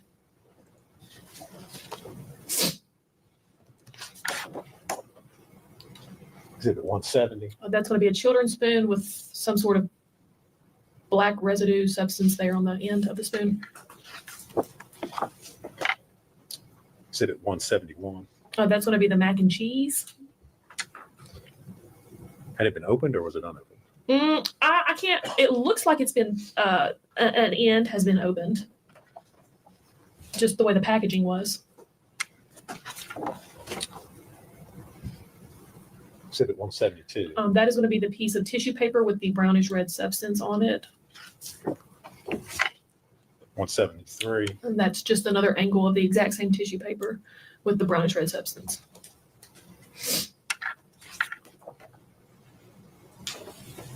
Number 174. A suitcase with just various clothing items inside.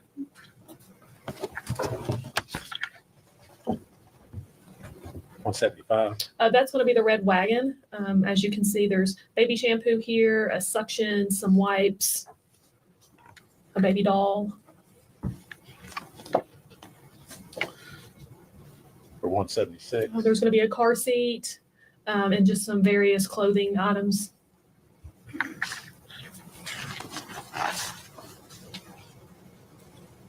Number 177. The inside of another bag that we found from inside the shed with some stains there on the side.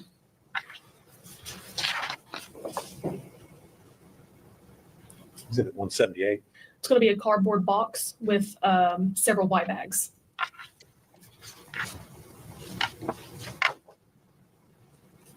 Exhibit 179. A black trash bag with various clothing and toys for all for a baby inside. Number 180. The 5 tubes of diaper rash cream.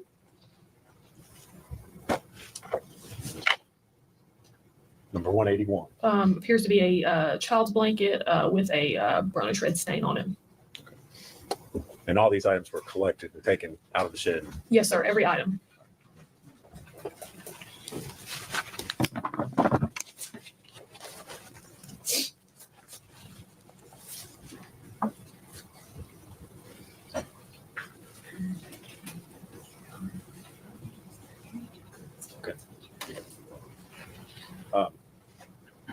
Detective Gilliam, you testified earlier about the interview that you did with Ms. Boswell at the Sheriff's Office. Yes, Sheriff's Office located here in Bloomfield, correct? correct. That's Sullivan County. Yes. All right. The property that you went out to search, Tommy Boswell's, is out on Muddy Creek Road. Yes, Muddy Creek is in Bloomfield inside Sullivan County.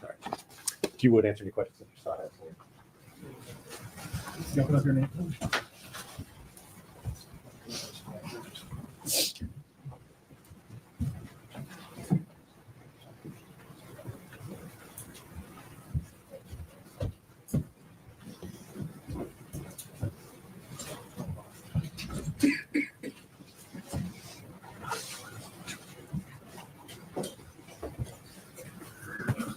Detective Gilliam, the items you collected, all these photographs we've admitted, were any of those items since TBI lab or testing? I'm not sure if they were or not. You weren't involved in that. No, I was You not. just collected them. Correct. Okay. Let's go back hour and a half or so to the interview we watched. Uh-huh. You talked to Megan on February the 18th. Is that correct? Yes, sir. What time of day was that? It was in the evening. It was after working hours. Okay, if you could help me narrow it down a little bit more than that. So when do working hours end? Between 4 and 5. That interview probably took place around 6:30, maybe even 7. Okay. She had an earlier interview with Tracy Haraz and a DCS worker. I think you seemed to reference that in your interview. Yes, sir. Okay. What kind of time gap between those two interviews? I know when the referral first came out was right at 4 to 5 that day. And that's when Tracy and the DCS worker went to the residence and brought Megan back to the sheriff's office and had their interview. So I would say their interview might have took place around 5:36. Okay. And your interview was basically just a follow-up on their interview? Yes, sir. Continuation, so to speak? Yes. All the questions I have? Redirect. Nothing for the judge. Will she still be under suspended? Or should she be released?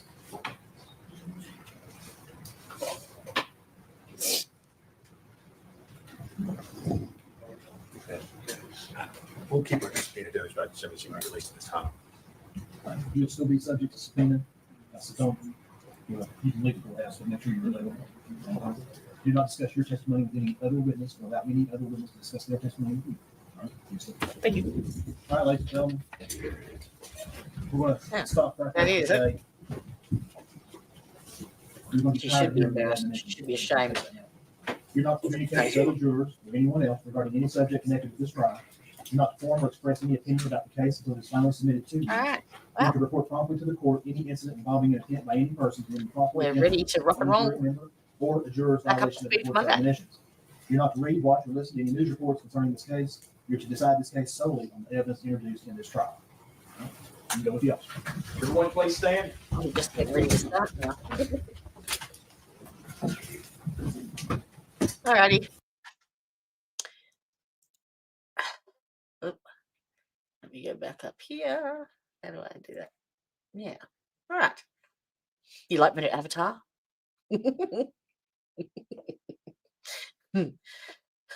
Oh, I wish I looked like that. All right. Well, thank you very much for joining me, Miss Teresa. It's been lovely. At least I'm nice and clean now. Change my bed sheets, had a shower.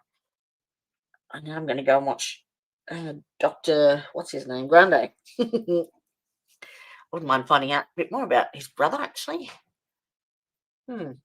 Interesting. Interesting. All right, my darling. Well, you stay safe over there, okay, please? Don't you get wet. don't wash away.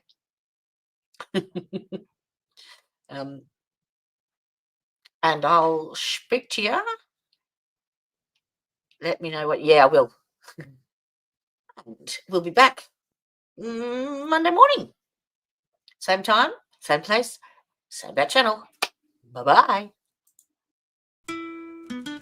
Justice served in an honest fight. True crime tales till the verdict's right. Solving more than just trivial quests, where sentences rule at the defense rests.